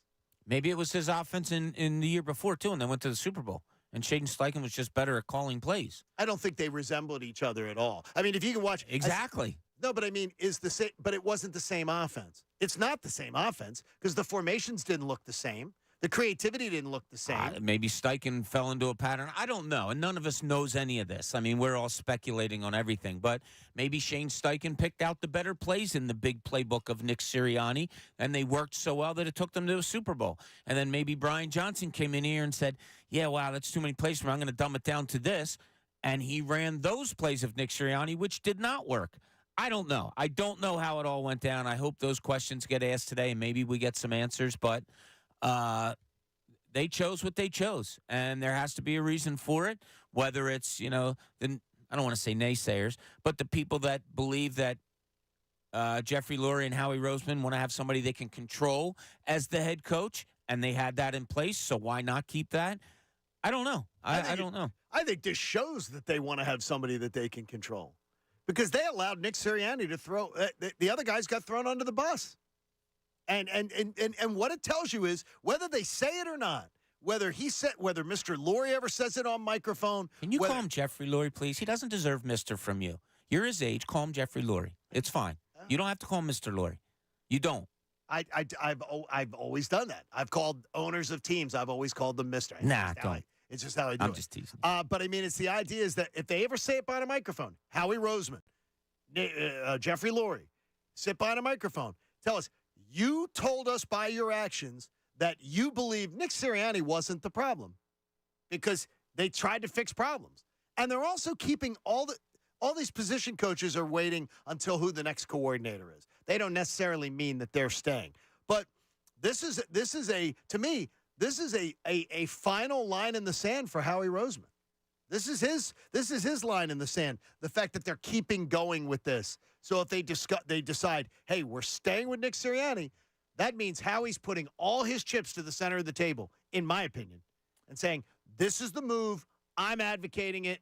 We should be getting new coordinators. It wasn't Nick Sirianni's fault. All right, let's kiss this thing. Let's keep it simple, stupid. Okay. What changed from going to the Super Bowl 2 years ago to them not going to the Super Bowl this year? The head coach of the Colts, the head coach of the Arizona Cardinals. Right. Keep it simple, stupid. That was the change. Things went bad. You went to the Super Bowl the year before with this head coach, 2 new coordinators. It fell apart. If you're keeping it simple and you're doing like third grade math, your subtraction is new coordinators. It just goes back, though, to the idea, though, is that you're then hiring good guys and you're acknowledging the fact that your head coach has no answers. He has no plan.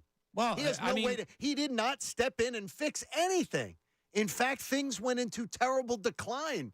Like as the slide was happening, I know this. I absolutely said, Giants, Cardinals, Giants, 3 wins. No, and I said on this radio show, the only way I saw them losing one of the Giant games was if the Eagles didn't need the game and just decided to rest everybody. They were secure. Were wrong. And I was completely wrong. But so's Jeffrey Lurie and so's Howie Roseman. Well, there's no definitive definitive I gave them faith. That's why sports are sports. There's no definitive answers on anything. You hope you do. You hope you make the right hires. You hope that players respond to coaches that you put in place. These players didn't respond to these coaches. I mean, we all said it 6 weeks to go. It was like they're lost. They're not in position. They don't look like they're fully engaged in any of this. Is it incumbent upon the head coach to fix it? Absolutely. I am not absolving Nick Sirianni of anything. I'm just trying to make sense of why they maybe made this decision, or more so, what they're thinking of in making this decision. Well, some segment of the locker room was obviously not moved by anything Nick Sirianni was saying or doing, right? I guess. I mean, they were not. It's the results show it. They weren't listening. They weren't following his lead. They weren't doing what he was asking them to do or changing. And any rah-rah rally speech, he said, we're going to come out. I'll never forget. We're going to come out. We're going to show you. after the Arizona game. We're going to come out. We're going to show you. We'll show you who we really are. And then they came out and laid an even bigger egg versus the Giants. I mean, this is a mess. And how they're going to try to sell it back to this fan base, I don't know. But what are you looking for as far as you had one of the questions in your notes about the other spots to address? Because Howie Roseman and Jeffrey Lurie have already told you, Nick's not the problem. We've got rid of the problem. This is it. So what else are they going to fix? And how are they going to prioritize it? Well, how would you? There's going to be holes on this football team. Once we get past this myriad of coordinators and coaches, and he should have gone, which, quite frankly, I think we're all really sick of, you got to look at the football team, the product you put on the field. What do you need? Where do you go? What do you do draft-wise? I've been looking through mock drafts. I've seen cornerbacks taken. I've seen offensive linemen supposedly being taken by the Eagles. There are holes to fill. Forget coordinators. You already say you bring in two guys that you're happy with, and you still have Nick Sirianni as head coach. Where do you go? Where do you go as far as this football team moving forward? Well, what I would go with is, to me, I'm hoping that it does feed off of one of the decisions they make. I hope it feeds off a defensive coordinator hire, that then brings a change in philosophy.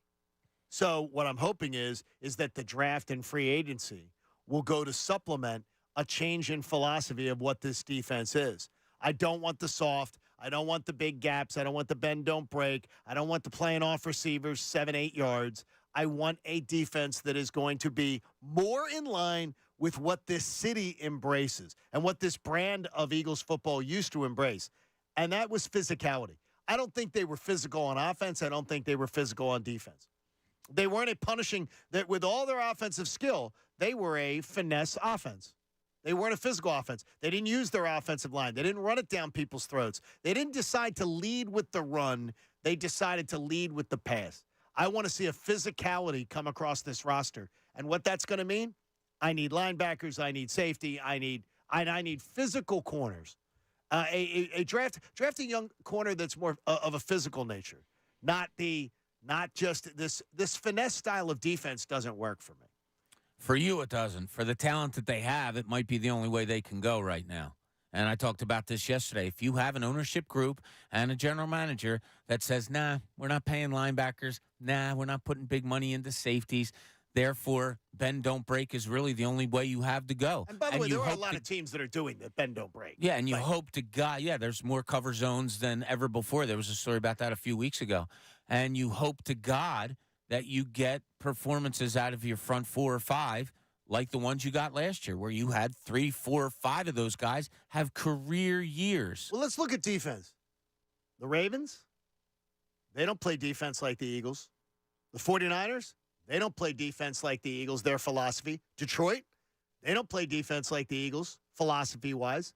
It's just looking at 3 of those. They have linebackers. Well, 3 of those teams is what I'm saying is they built a team that makes you pay, that punishes you. Yeah, it could be a high-flying offense with wide receivers, but we're going to make you pay. And when you come across the middle of the field, that's a place that you're not going to want to be able to operate.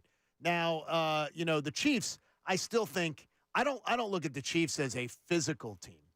I don't look at them as physical. And I think they're really smart defensively. And some of the stories I read after that game said that they were just showing things and disguising things really, really well against Buffalo. Also, they did play a lot of bend, don't break, which wasn't something that, they did. And they held Buffalo from making big plays. Buffalo, I don't think, had a play over 20 yards. That was a big story. Just somebody that designed something differently week in and week out, playing to your talent. And Steve Spagnuolo did a fantastic job of that this past weekend. And Steve Spagnuolo is a guy who, in his career, has played different styles, has designed defense. Every coach should do that. Different skills. They should, but a lot of them seem married to what they want to do. I want to find guys to play what I want to do. I just want a physical football team back. I want a team that is more that I don't understand how in the first 2 years of Nick Sirianni here, there was no problem with them saying, we're going to run the ball down. We're going to have 9-minute drives, 8-minute drives where we're going to run the ball. We're going to run the ball. Even when they were trailing in games, we're going to run the ball. We're going to lead with the run. set up the pass and do that. I think they wanted to get dynamic. And plus, I guess when you have A.J. Brown and Devontae Smith, you're saying to yourself, are we misusing them if we don't? But Yeah. you're also misusing your offensive line if you don't. Because that offensive line is not a great pass-blocking offensive line. They're a great run-blocking offensive line. That pass blocking has not been where they're like, okay, they're absolutely the most elite. They're one of the best ever. They're good enough to me. I mean, he good. does They're have a good. lot of time to sit back there and look over receivers. We talked about this last year and a little bit this year that the offense seemed to be more physical than the defense at times. It was. That's not a good thing. Another reason where I always pine for Jesse Minter is that I just think that Michigan defense knew how to tackle. I mean, so many times one-on-one against a good Washington throwing team, against really good receivers.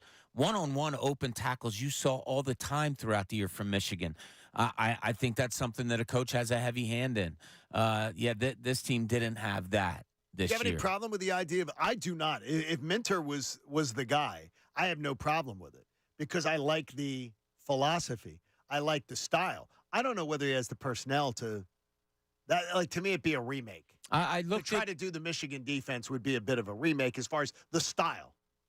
I just looked at them and saw that they were in the right place all the time, it seemed like. And that when they had one-on-one battles, because that's the defense they chose, they really were good at tackling the football. I look around the NFL and I see so many Michigan guys on the defensive line throughout the NFL. And you say, well, they're doing something right there. I think my ideal hires would be Eric Bieniemy and Jesse Minter to come in here and be the defensive I'd coordinator. have no problem if Jeffrey. I think it'd be Lurie fun. If Jeffrey Lurie and Howie Roseman are listening, I think that would be They're listening. listening to Bob Cooney. Listen to him on that Yeah, one. people were getting on us a little bit saying, how can you guys not know when the press conference is?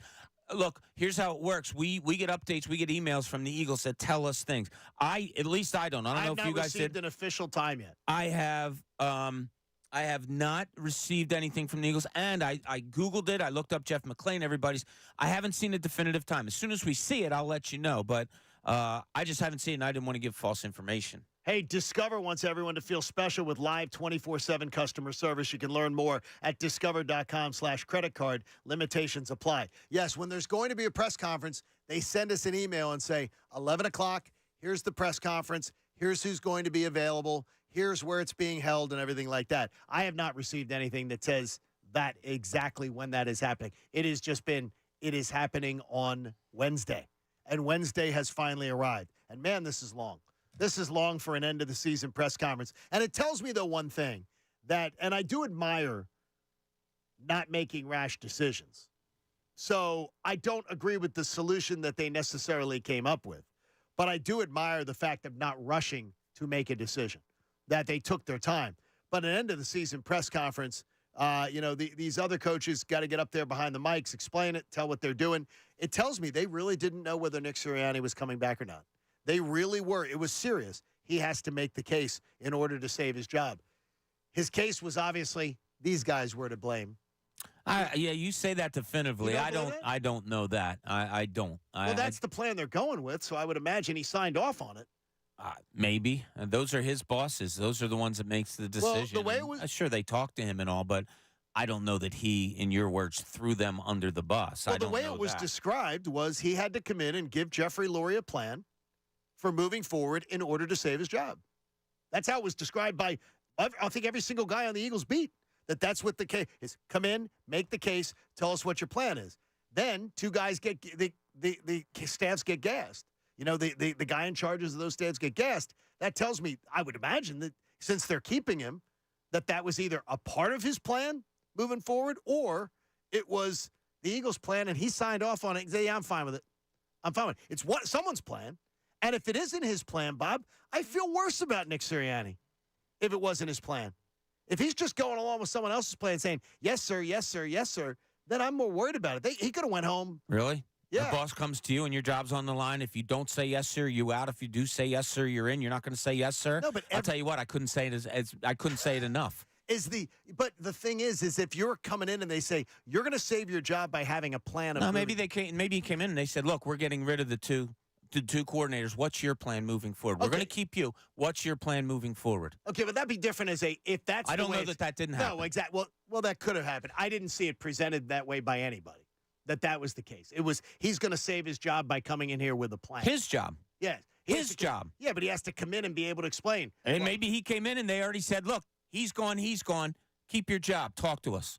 I would have thought those guys would have been fired if that was the case. Who? The assistants would already have been fired if that was the case. They didn't. Maybe they were. They don't have to tell us everything they've done. They could have already picked an offensive and defensive coordinator, and they haven't told us yet. They're probably a couple steps ahead of what we know. But the firing condition, I would think they would if guys were fired, they would let you know. It would leak out. The guy who's fired, if they had fired Brian Johnson's going to let someone know. You could. I don't know the inner workings. You'd be shocked at how many times if you sit and talk to coaches and GMs and stated something you said, like, well, obviously Nick said, keep him, but the coordinators weren't working. And they were saying, no, that's not how it played out at all. That's absolutely not how it played out. Do you like what they've done? I'm just going to look at it and see. I don't. I mean, right now, gut instinct of what you know. Do you like Sirianni coming back? Do you do you think they did the right thing? I do not. The more I hear, I'm moved off of it. I do not. I would have found it more surprising to get rid of a head coach a year after going to a Super Bowl than I would keeping him. Were there things that were bad? Yeah, we talked about it. I used the word lost endlessly. Why was it lost? Well, you have to have answers for that. Their answers were offensive and defensive coordinator. Am I okay with it? Nobody's ever okay with any team that's lost 6 of 7. But you had to do something, and this is their decision. We'll see how it plays out now. Hey, if your basement or your crawl space smells musty, or you've got watermarks on the block walls, you need to get a free home inspection from the experts. Go to basementsbybq.com. That's basementsbybq.com. We'll catch up with Adam Schefter after the top of the hour, find out what's going on there. And I'm fascinated to ask him one league-wide question. How can the greatest NFL coach of all time, of accomplishments, in Bill Belichick, not be able to find anybody to give him a job? It's the John Kincade Show here on 97.5 The Fanatic. For the Eagles, the Domino's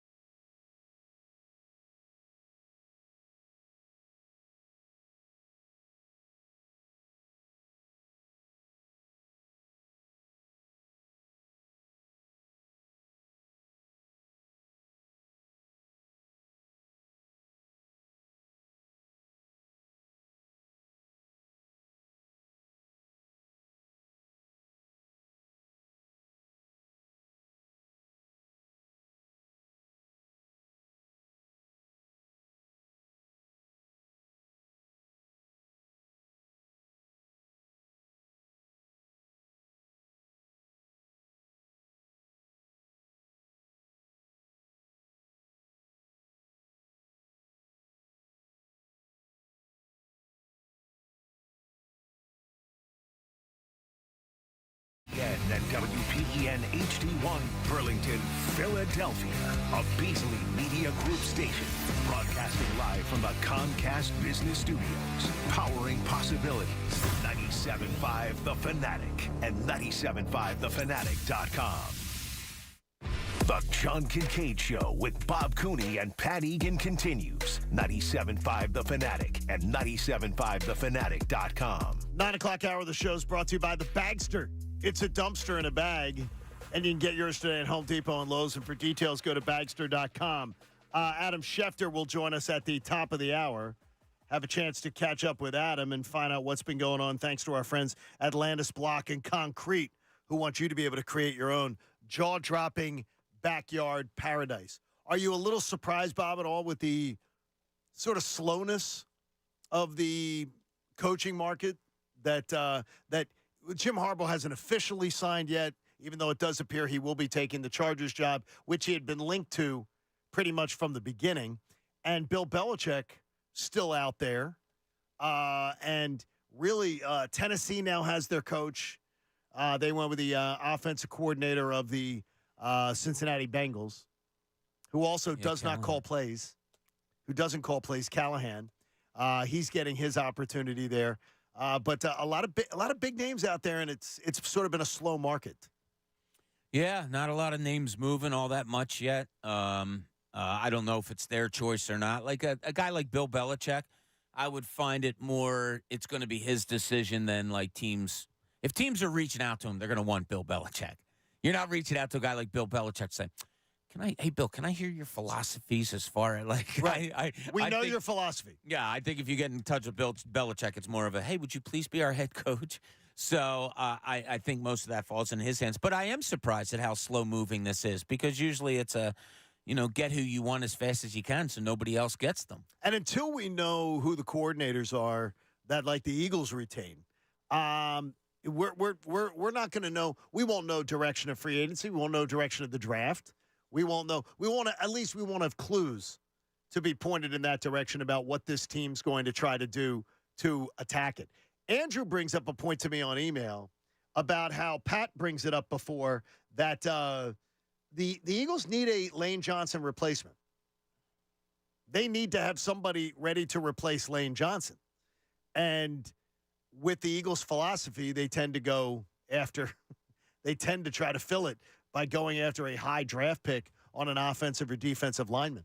So that's something that is – we talk about corner, we talk about linebacker, but the Eagles' priorities have always been, and I guess under this administration will be, building along the offensive and defensive line. Yeah, they're usually a trenches type, right? But, I don't – just to me, and I'm not saying I'm right on this, but – first-round offensive lineman or second or third, I'm always comfortable with second or third offensive lineman. There's not – I shouldn't say many. Is it a priority of teams as much as quarterback, wide receiver, running back, those key positions? I think O-linemen, you can get really good ones in the second and third rounds and guys that could maybe come in here and start right away if need be, or learn from Lane Johnson for a year or two and get ready for that. You're going to need a right guard probably because your right guard's moving to center. You're going to need some depth there. But, yeah, to me to say, like, you got to get offensive lineman in first round, I've never in the past really felt that. Well, you used a second-round pick for your center of the future. You used what was Landon Dickerson? Second round. Second rounder He's also? Second round, yeah. right? He was more towards the beginning of the second round, but second round. Yeah. A seventh rounder is your left tackle. Your center was a sixth rounder. A sixth rounder. Yeah. So you don't know. You know that they're supposed to have the resources as far as coaching wise to be able to make it work. But these are just some of the questions. When the press conference comes today, you will hear it on 97.5 The Fanatic. You got people with conspiracy theories all over the place. Even talking to our own Mike Vito saying, "Is there any chance that there's something that they're waiting to confirm before they have the press conference?" And I said, what would it be? Like, what could it be? Is that I don't know that today they would want to be, by the way, Nick's coming back and we're hiring this guy and this guy. Why not? Because it distracts, even though. Exactly. Stop right there. Because it distracts who? It distracts the fan base away from what went wrong in 23. Media has to ask about the new coordinators. So that takes up some of your time. And that becomes the top story. I don't know. I don't know. You have to close one chapter before you open the other. This is just my mind. Media guy down there, I'm saying, no. Okay, great. I'm glad you announced that. I want to get back to what happened. I need to close that chapter first. Now, for the fans, now let's open this chapter. Okay, why these guys? What do you see? What do you think? I think it would be almost smart on the Eagles to come out and say, they sit down. Howie says, all right, before we get going here, I had 2 announcements. We have hired such and such as our offensive coordinator and such as our defensive coordinator. Little synopsis on that, then boom. Now I'm going to piss off Schefter when we have him on at the top of the hour because I'm going to fish big time for. Come on, he's got to be hearing more names than just the ones that have been linked through Zoom interviews. First of all, Zoom interview, I don't know what to make of a Zoom interview. That's what everything is anymore. Even though I know an NFL head coach in Bobby Petrino that was hired without an in-person interview. Bobby Petrino got hired by the Falcons without an in-person. Hey, we don't see John Clark at the airport much, do we? No, it's all Zoom now. So that's just it is. It's the way it is. Could you do business with somebody over Zoom? No, I couldn't. But I told you I don't have very many talents in life. I disagree with you. One of my best ones is I think I can read people really well, and if maybe that's not a good thing for me. Maybe it's better to get a Zoom and just concentrate on the words as opposed to the overall read of a person. Oh, man, I don't like what he's wearing. I don't like the way he walks. He seems uncoordinated. But is he going to be the guy that in front of the room is he going to be the guy in front of the room that can command 53 guys on a Sunday afternoon? Yeah. I tell you, I don't think you can do it through the Zoom, except if you have a guy with a resume. Like if you have a guy, like they know, what you're getting. If you go shopping in the Ron Rivera aisle for defensive coordinator, you know exactly who you're getting. Ron Rivera's not changing after 19 years, 19 seasons of running defenses in the NFL. No. He's not changing. And you know what you're buying. Even if you get a young coordinator, well, guess what? That guy's probably a 10-year high school head coach, probably been in the NFL in some capacity for another 5 or 6 years.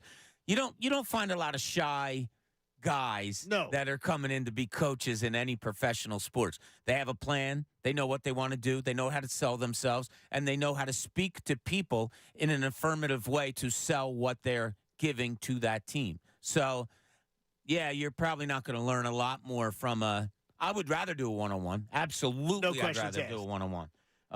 Like Shane Steichen.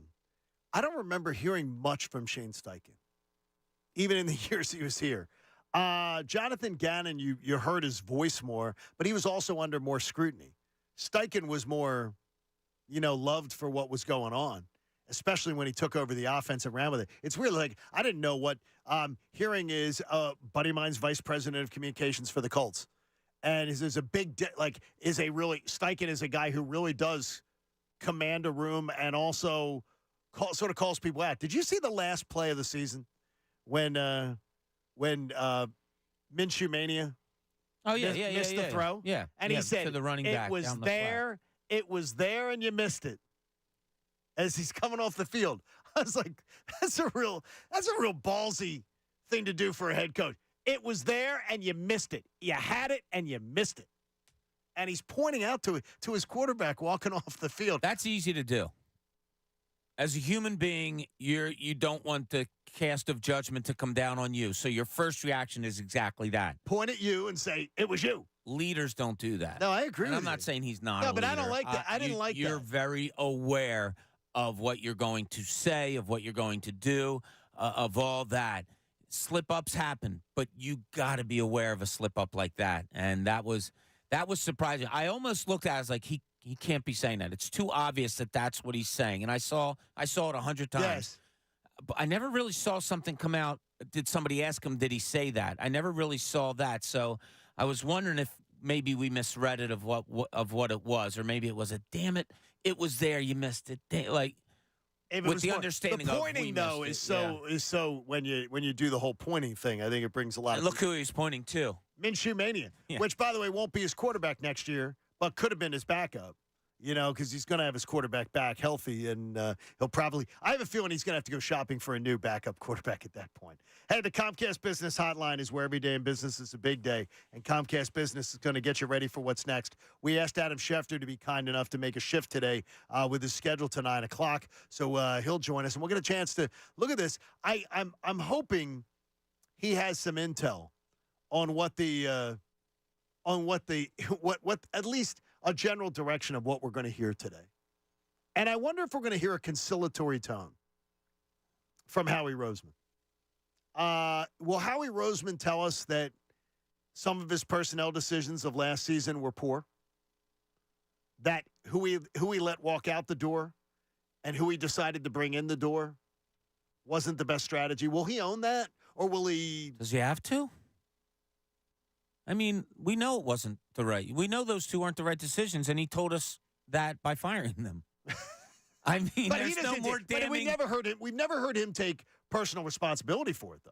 Like as far as the fact that you go, I don't. Howie, tell us how bad you screwed up by hiring those two. I fired them, didn't I? I mean, that's kind of a no. Yes, Sherlock. What? Yes. Yeah, exactly. Question to me. Good save there. Yeah. Good save there. Yeah. How about two is I don't want the organization shopping for linebackers in August off the waiver wire. Yeah. You change your philosophy on that. And look, what I brought up that I thought out last week would be one of my honest questions. Is your kind of bend but don't break what seems to be an organizational philosophy tied exactly in with your business plan of not spending money on linebackers and other spots on defense? Because if it is, okay, I sort of understand it, but are you going to change that philosophy? Will it be changing? Yeah. Do you have a plan to change it? Are you going to make it? Are you going to make that happen? I'm wondering, are the harder questions today to Nick Sirianni or to Howie Roseman? Because everyone believes that Howie's pulling the strings. I don't think there's going to be many easy questions. I wouldn't think so. I mean, I don't think it's going to be like, hey, Howie, how you feeling? Yeah. What's going on? How was vacation? How you feel? Where you going? How do you feel about the way that the season ended? Yeah, I don't think he's going to get that. I would think the tougher questions go to Howie Roseman today. Because I don't believe anybody thinks that Nick Sirianni has the power in this organization. Well, some do, because some say it came out that they told him to fire Brian Johnson, that they told Nick Sirianni to give him the power. I read that somewhere. So it's just all over the place here. And you don't seem to believe that one. You don't seem to believe that one. I kind of, what do you, is the owner and the general manager calling the coach down and say, hey, we want to get rid of the offensive coordinator, but we want you to do it. I don't think things work like that, but that's me. I could be totally wrong. Hey, Landis Block lets you create your very own jaw-dropping backyard paradise online at landisbc.com. They help to bring us Adam Schefter every single week here on the John Kincade Show. Adam, good morning.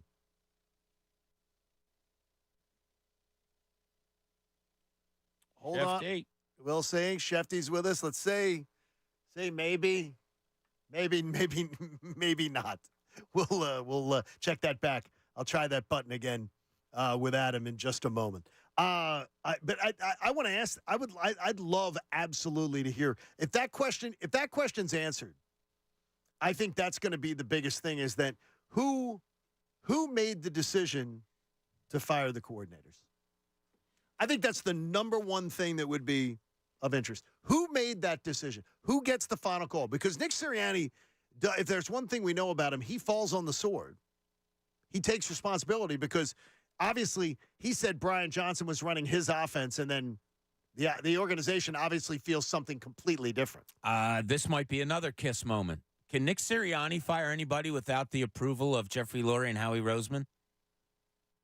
I would think no way. No I would think that, way. Yeah, I would think your boss is always going to, if you're going to get rid of somebody in any line of business, if you have a superior, you clear it with the superior. Here's what I'm going to do. Yeah. Hey, boss, I got a question for you. But the question is, do they overrule you or not? They make the final decision. If they choose to overrule you, you put your tail between your legs and you walk out of the office and say, thank you for listening. Yeah, but then and two, I just wonder who takes responsibility for what's going, for the decision? Oh, that answer's easy.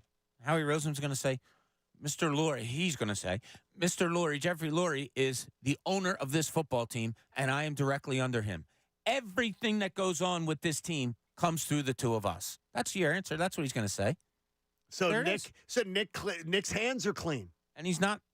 in the crime scene.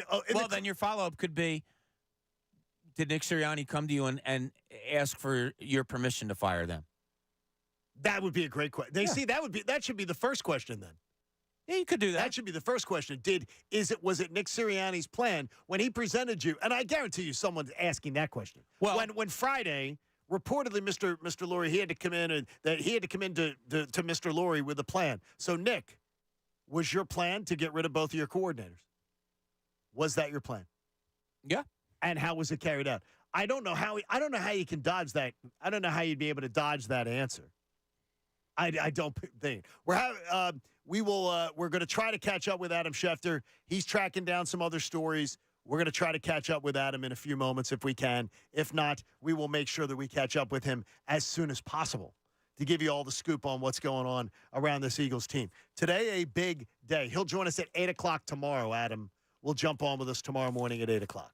So he's already telling us there. So I wonder, could some things be brewing out there too it could in the world? I mean, there's a lot of big names and there's a lot of big stories that'll be tracking. So Adam Schefter tomorrow morning at 8 o'clock with us. He'll catch up with us there. It is a if you're staying on with Nick Sirianni, too, I want to hear that answer, as you talked about many times, Bob, is why do they think this is going to be successful? Because to me, and I've used the analogy before, I think this seems like a game of kick the can. That they decide it, they wait. At the the Los Angeles Chargers, I'll never get past that. The Los Angeles Chargers did the same thing last year. At the end of the year, do we make a coaching change? Do we kick it around? No, we need to change some other things, but we're keeping our head coach. And it ended up being a wasted year. They just kicked the can down the road. Yeah, but what was far different? They weren't in the Super Bowl. Oh, yeah, they weren't in the Super Bowl. We can't overlook that. That's a huge, huge factor in all of this that I think probably went through Jeffrey Lurie and Howie Roseman's mind. Yeah, he didn't have control of the offense last year, nor did he have control of the defense last year. But whatever he did, this team went to a Super Bowl. And this team started 10-1 this year, even though it might be more impressive that they were 10-1 when they weren't playing their best football than it would have been if they went and just and tanked from the beginning. Team. Yeah, right. So you can't throw that away. I don't think is probably their thought process. What if we find out that the issue was Jalen Hurts? Everybody, I'll say it again. Let's everybody in this building and everyone listening and go down to the NovaCare complex and say, all right, point every one of your fingers at what you think was wrong. And everybody does. Guess what? You're all right. So any answer's not going to be wrong. Is actually, Devato, long snapper, you can go stand over there, and Jake Elliott, you can go stand over there. All right, everybody, have at it. Point to everybody you want to say who was wrong. I would close my eyes and say, how many people are here? 10,000? You're all right. You're all correct. Yeah, Jalen Hurts was a problem. The coordinators were a problem. The defense was a problem. Linebackers, safeties, corners, wide receivers. There's nobody not to blame here except for the two that I said. Lovato, I don't think, had a bad snap this year, and Jake Elliott, A+. Yeah, I think we love Jake. Yeah, those two. In the Jets game, though, he did. And maybe Britton Covey, but now I saw something. Covey was fantastic. Yeah, I don't know. It must have been fake. And Michael Clay, by the way, and this is where I hesitate a little. Last year, and I raised my hand. Last year, I was on these airwaves saying Michael Clay should have been gone, even after a Super Bowl year. That he was a terrible coordinator. That he had one of the worst special teams units in the entire NFL, and it did cost them in the Super Bowl. It cost them in the last 5 minutes of the Super Bowl. His special teams cost. Terrible punt, which I don't know that you can put that on a coach if the punt's bad. But the punt coverage was terrible. So it ended up screwing them up. But I don't, to me, And then he turned it around. He had one of the best units in the NFL this year. Yeah, and that was one of the reservations that I had early on when all this started about, well, do you give Brian Johnson another year? Is it a case that, okay, sometimes people have to grow into things, and you bring up the case with the special teams coach, like, and I was wrong on that. He learned. But they didn't have the patience to do that, and that's why you are where you are right now. By the way, he lost his 2 special teams captains, too. Oh, yeah, to injury, he lost injury, so he even had less talent regarding to work with on the special team side and still made it work and made it work to a high, high level. And Britton Covey went from being a guy who was a bit of a disaster to being an outstanding weapon. He was a weapon. He was as good a weapon in the punt return game as almost anyone in the NFL this year. Yeah. And so it's one of those things. It's just a real it's really fascinating to see where this thing's going to go. But it's the only thing that makes me hesitate about Nick Sirianni. I think I know the answer. I think I know the final answer to the question about whether Nick Sirianni should have stayed or not. But I look at that Michael Clay situation and I say, a year ago, you thought this guy didn't have what it takes to succeed as a coach, and he did. Yeah, and a year ago, you had a head coach that took you to a Super Bowl. Right. But there were still questions about that one. I mean, I don't think anyone was – I really don't believe there were a ton of people that were really, really comfortable with Nick Sirianni as far as – when? As far as being a strategist and everything, I never was. There wasn't questions about it. No, I thought he was a great leader. I thought great leader. Man, he leads. But I never thought of him as – when I watched that Eagles offense, I wasn't crediting Nick Sirianni for it. I wasn't saying – I was giving him credit everywhere. They went 14-3, won 2 playoff games, and got within minutes of winning a Super Bowl. I wasn't questioning a damn thing about Nick Sirianni. I wasn't. Whether you could have told me he doesn't really have a hand in the offense. Okay. Is he overseeing this whole football team? No, but that's what I said. Team? As far as an overseer, I had no questions last year, none whatsoever. I wasn't giving him the credit for the offense, though. I wasn't not giving him any credit. See, I thought that was Shane Steichen from the beginning, because Shane Steichen, from the minute he took over, the offense became in 1 year it became dynamic with the run game. In 1 year it became dynamic with the run and pass game. It became a totally when he was at his hands all over it. I didn't give Sirianni the credit for that, but I certainly didn't think there was any way when we started this season that we'd be having the conversations we're having today. I never saw it coming. I didn't see it coming about either coordinator. I didn't see it coming about Nick Sirianni. I just didn't. I never would have guessed it. And at 10-1, look at Thanksgiving. We're carving the Thanksgiving turkey. I never could have seen this coming. That's why this is so catastrophic that there has to be stories in there that have not been shared yet.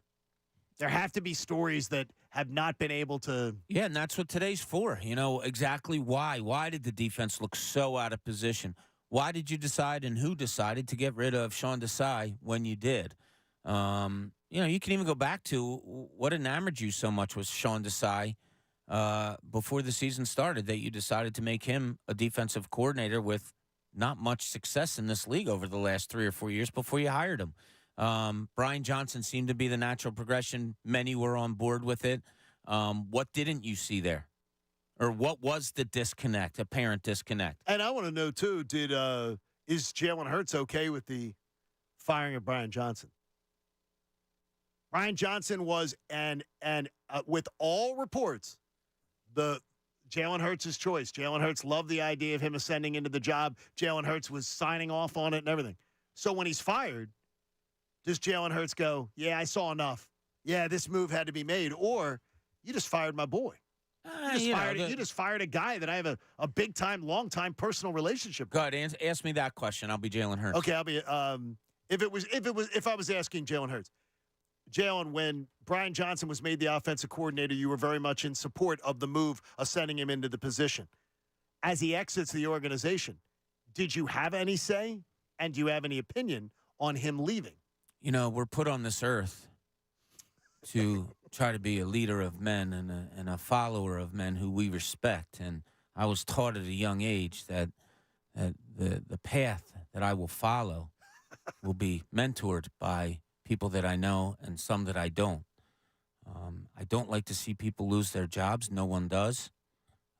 Sometimes those things come into play, and I would just have to continue on the path that has been chosen for me in leading this football team in the future. I hate the fact that sounds like exactly the answer I'd get.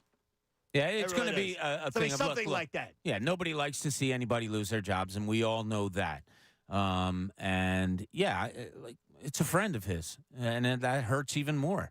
But you got to be professional, and there's 250 million, 5 million reasons for him to be professional when you're discussing the choices of this organization. We have lots more coming up for you on the show, including Bob says we're going to learn a ton about this Sixers team in their upcoming 5-game road trip. Last big road trip of the year coming up, plus more as the Eagles finally have their judgment day.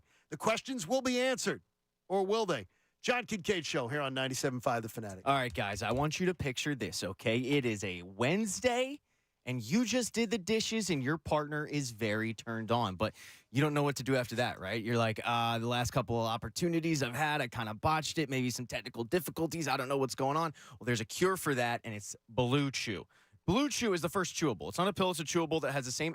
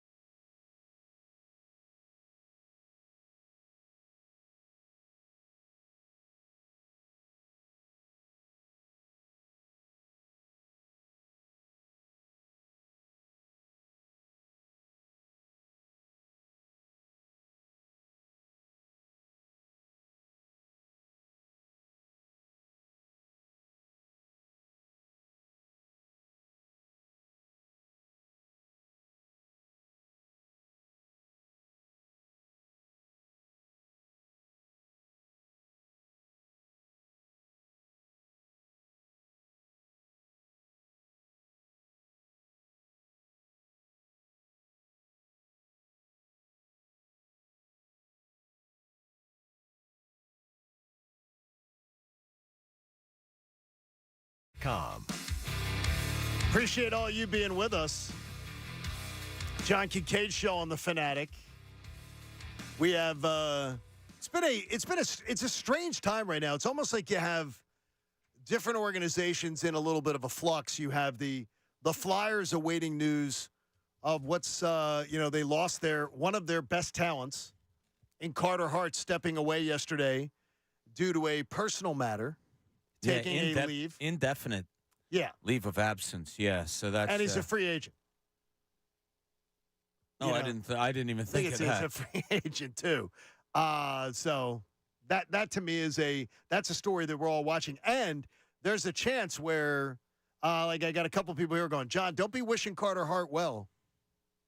Not from details of the story that you're hearing. And I'm like, look, dude, you don't. And I just said, I don't know what's happened, so I'm not going to condemn somebody. I don't know what's happening. He may have left for a personal reason. He may have a family issue going on. I don't know the details of the story as far as it's concerning Carter Hart. Right, exactly. That's what we talked about earlier. That's where you have to be careful on all these things. Is there possibly something there? Evidence says perhaps. Could be. But you don't know the exactness of it, so therefore you can't connect Carter Hart to that specifically until you do hear from what the emailer said, details. We don't know details right now. My friend Christine Lisi from ESPN, you hear her do the sports updates. She sends me a little note, and she says, hope you're well, friend. Do you know what time the Eagles presser is today? So even ESPN is trying to confirm what time the Eagles presser is. Yeah, I just talked to some people out here, and I threw some text out myself. I didn't get answers yet, but somebody else said somewhere around 2:30. Oh, so now it's going to go somewhere this afternoon, it looks like. So so it sounds like a lot of stuff going on around. It really is. It is I mean, there's a lot going on. Hey, Discover wants everyone to feel special. With live 24/7 customer service, you can learn more at discover.com/credit card. Limitations do apply, and we appreciate you being with us this morning. As we said, Adam Schefter, a lot going on. Adam will join us tomorrow morning at 8 o'clock. So we shifted from Wednesday to Thursday, which makes me wonder, Bob. I'd rather have Adam Schefter after the Eagles speak today, because I guarantee you the fallout of what we hear today is going to be whatever we're talking about tomorrow. We're going to find out whatever ends up coming down is going to be the topic of conversation. Hopefully, Adam will know a little bit more tomorrow about what's going on. Yeah, and I just got a text from someone in the know saying time has not been confirmed as of yet for this press conference. So there could be some stuff going on. Give me again, you lived this life. This was your life, sitting around waiting for teams to come with stuff. Do you have a theory as to why we have no time on the press conference? Why we have no I don't think it's because Nick Sirianni had to drop the kids off at school. I will say that. They're talking about so many things. You have to hire 2 new coordinators. You have to prepare for this press conference. And I'm not going to say it's going to be contentious, but it's going to be one in which hard questions are going to be asked. Maybe you are answering questions about who you have hired for your offensive and defensive coordinators. Maybe, just maybe, and one of the people outside and I were just talking about this. What if they change their mind and they're not settled on the head coach? Speculation abound, and I'm not going to put things out there that I don't know, but I don't. There's a lot of stuff going on, a lot of stuff, and they didn't commit to a time because of that. I reached out after Mike Vito asked that question about are they completely sold on Nick? Do you know for sure that he's coming back? And an NFL insider I asked, I sent a little text. I said, do we know that he's coming back? And he goes, don't assume anything till you hear it from a team. Yeah. And he told me, he goes, you've been in this business long enough not to assume anything because stuff happens. Hey, one of the most shocking things that ever happened to me in sports was being at a press conference for the Sixers, not knowing what it was about, and out walked Jerry Colangelo from behind a curtain. And I'll never forget, John Gonzalez and I were sitting next to each other, and we looked at each other like, oh, my God. Like, what is going on? They brought in Jerry Colangelo, and they sat Sam Hinkie right there among that group to answer questions. And you're looking at Sam Hinkie saying, you're gone. Like, they just brought in someone to replace you. This is really weird. And Jerry Colangelo, one of the biggest names in all of basketball. So you don't. You don't know. And we were told about that press conference about an hour before it happened, and we tried to find out what it was about. Nobody would tell us. Biggest shock, maybe, one of the biggest shocks I had in all of sports. Okay, so it would be shocking if something like that happened, but we'll be monitoring all day long, and you want to be listening to Andrew Salchunas and the best show ever to get caught up on it all. Now, that 5-game road trip, though, you believe is going to tell us something about the Sixers. We're going to learn about it. And by the way, it's the last big road trip of the year. The last big – this is the last time that you're talking about a 5-game trip, all this West Coast stuff and everything. This is all wiped out. It's going to get – travel will be much more manageable for this team after this road trip's completed. Yeah, have they done their other West Coast trip already? Well, they've got more coming up. They have a later on in the season. They have a – but it's not the length of time. Like later on in the season, they have a they're in Phoenix. Yeah. They're in the Clippers, and they got the Clippers in L.A. and Sacramento. So it's first of all a little more spread out. As far as time. The West Coast trips are tough, and they're tough to go on because you know how much travel you're doing. Usually you're playing some pretty good teams and talking about the Phoenix and now the Clippers, one of the best teams in the league, and all of those. The reason I put this down here was you're starting out with Indiana. Indiana just made a really good trade. Indiana has Halliburton playing phenomenal basketball right now. They're trying to measure themselves up against the top-tier teams in the East. Trust me, Indiana has this asterisk on their schedule right now. They're going to be up for that game on Thursday night. Then you go out to the West Coast, Denver, defending champs. You just beat them. Joel Embiid, for better or worse, owned Jokic when they came here once again. Then you go to Portland. Okay, maybe that's a little, down thing, but that's also the front end of a back-and-back. You're going to Portland and then Golden State the next night. You know what Golden State's all about. And then you finish with the Utah on a Saturday, 7 o'clock their time, 10 o'clock our time, and you come back and you play again on I'm sorry, that's a Thursday. You come back and play here on a Saturday. So not only is the 5-game stretch tough, boom, you got to come home. You get home early Friday morning, and boom, you're back at it on Saturday. So That's what is it tough. we're learning? Well, here's the thing. I bring it all back. Sure. That Joel Embiid 70-point performance, as great as it was, and it was spectacular. I'm anxious to see how they bounce back from that because that's an anomaly. Do you just carry on with your regular life after that? Of course, he's a big part of the offense. 70 was what it was. It was the Kobe celebration. Is he looking to do something like that more and more? Did it take a lot out of him, the team, mentally, physically, to try to get him that record that they got him? My thing is, I want to see the team just look just like they did before the 70-point effort. That was great. No distractions I don't think that's from who it. you are, obviously. Exactly. No distractions from it. No type of different play because of it.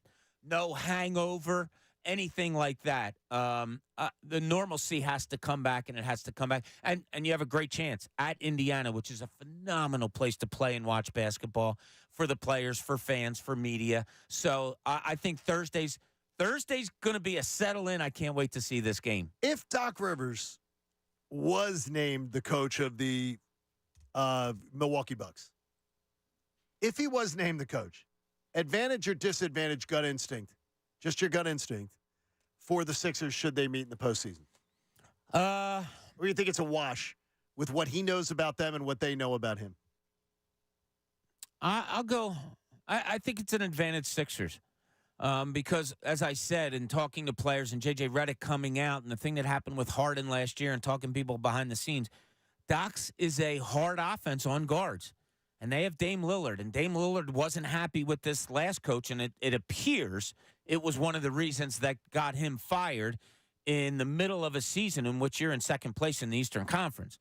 So now you're bringing in Doc Rivers that has a guard-heavy offense that, from what I was told by many people, it's really hard on the guards. Dame Lillard's already a little sour, it appears. Now you're going to bring in another coach, another philosophy that, I don't know, maybe doesn't cater to what you want to do.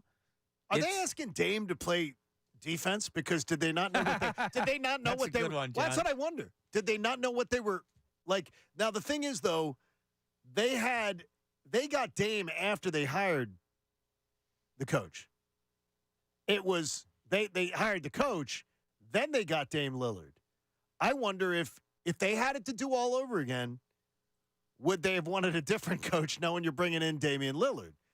Because there supposedly was some button heads about that, about defensive styles and defensive plans. Because Dame Lillard doesn't want to play defense. No, it's not what he's been exactly known for. But there's been problems there, and I'll say it again because I said it earlier. But you had a really good assistant coach, Adrian Griffin did, in Terry Stotts. Fantastic who was guy. So well respected throughout the league. I talked to many people about him when he was with Portland as the head coach there. Very well respected. He gets hired to be Adrian Griffin's assistant with the Milwaukee Bucks, and a couple days later just gets up and leaves and says, no, don't want to do it. At the time, you're like, oh, okay, odd. Put it in the back of your thoughts, in the back of your notebook. And now this comes up in the middle of the season that they get rid of Adrian Griffin when they have a good record, when they are second in the Eastern Conference. There's some problems there. Now, could they be as fixable as, well, you have Giannis Antetokounmpo and you're okay to go, along with Dame Lillard, along with a team that knows how to win a championship recently. Okay, it could be overmasked by that, but this could be a major chink in the armor. When you open the BetParks app, you're in the zone. It's your favorite casino games at your fingertips. I always tell you about it. New users can get up to $1,000 in casino bonus back if you're down in the first 24 hours. You're playing for fun and you love to win, so if you're going to BetParks, you got to be 21 in Pennsylvania or Jersey. Gambling problem, call 1-800-GAMBLER. Okay, and I'm getting texts from the ESPN newsroom, Bob, as we speak, and I'm answering as Christine's trying to do her updates and everything. This is suspicious. ESPN even wondering, what's going on? Why do we not know when this Wednesday press conference is happening? What is the situation that is potentially stewing here? Could there be a decision? And I wonder about it. Is gut instinct, are they trying to cross T's and dot I's on something to make it an even bigger press conference today? Yeah, we got a lot of bad news to talk about, but let us look over here. Look over here. We got one of our new coordinators that we're going to deliver to you today. It just seems very, very odd that this is going on. And even I know the worldwide leader in sports is confused. As I guess they want to know when the press conference is coming. Yeah, it's different. Odd. You know, there's an understanding between teams and media and stuff. Like, we all have schedules, and you kind of work together on them. I know the common thinking out there is screw the media. Who cares? They should be available whenever. I understand that, but there is a professionalism in all of it. And, you know, guys have to be available at the time that you're having a press conference. I don't know why you wouldn't set firm what time a press conference is when you announced it 2 days ago. It's strange. Seems kind of odd. It's strange. And if the worldwide leader is trying to figure out when it is, and they're finding it strange, I do find it a little strange, too. I want to know, I really want to look at this, though, is that, I'm just going to react to what, I guess it's Terrence. Terrence, I appreciate, sorry to stumble over that. He said, if there isn't a change in philosophy, offensively or defensively, if you just get people in here that are going to do exactly the same as was done before, but with a different swing at it, I don't believe this is going to be anything but a disaster. That philosophy change, offensive and defensive side of the ball. I think since Nick Sirianni's here, you're not going to have a philosophy change on offense. I don't. Nick Sirianni, I don't think you're going to see all of a sudden, hey, this is a completely different offense, and Nick would just roll with it, Nick. I don't know what the philosophy was when they were 14-3 and went to the Super Bowl. They ran the ball well. They threw the ball well. They scored a lot of points. They were aggressive early. They used the pass last year to set up the run.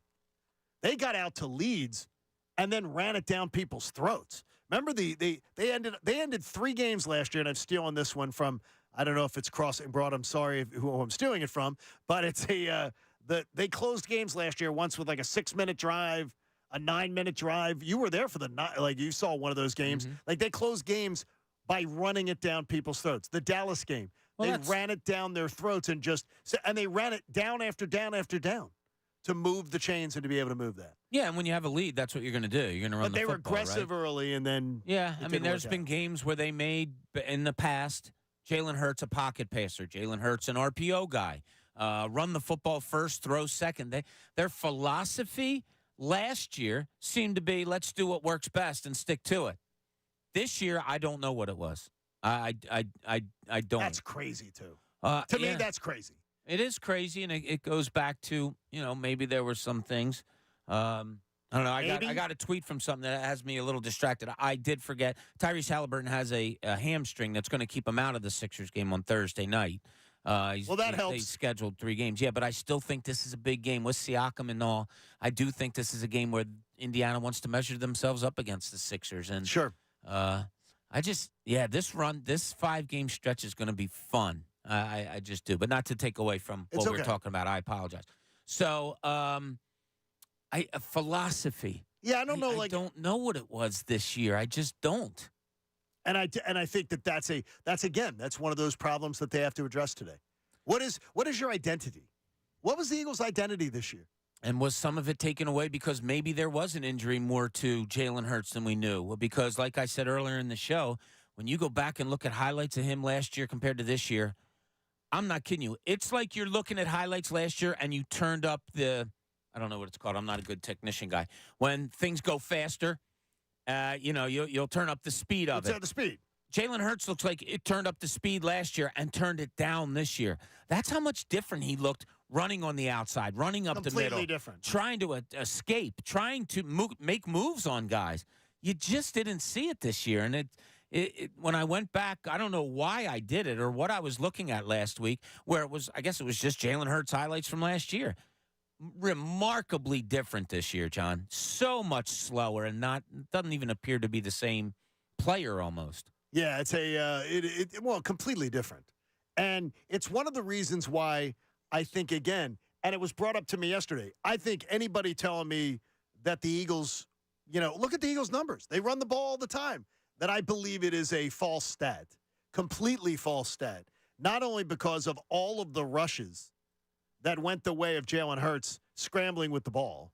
A failed pass play where your quarterback scrambles is not a run play under any circumstances. It does not count as a run.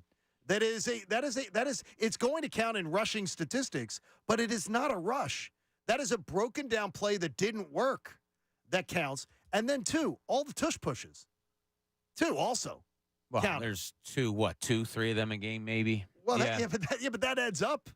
That to me, that is something that texts, that's something that moves around as far as that's concerned too, is that those numbers right now, the rushing attempts, you're like, wow, man, well, the rushing attempts, I think they were 6th, they were either 6th or 7th in rushing attempts for the year. But again, if you take out the tush pushes, you take out the quarterback scrambles, the failed pass plays that became runs, that's a completely different thing than saying we trust DeAndre Swift.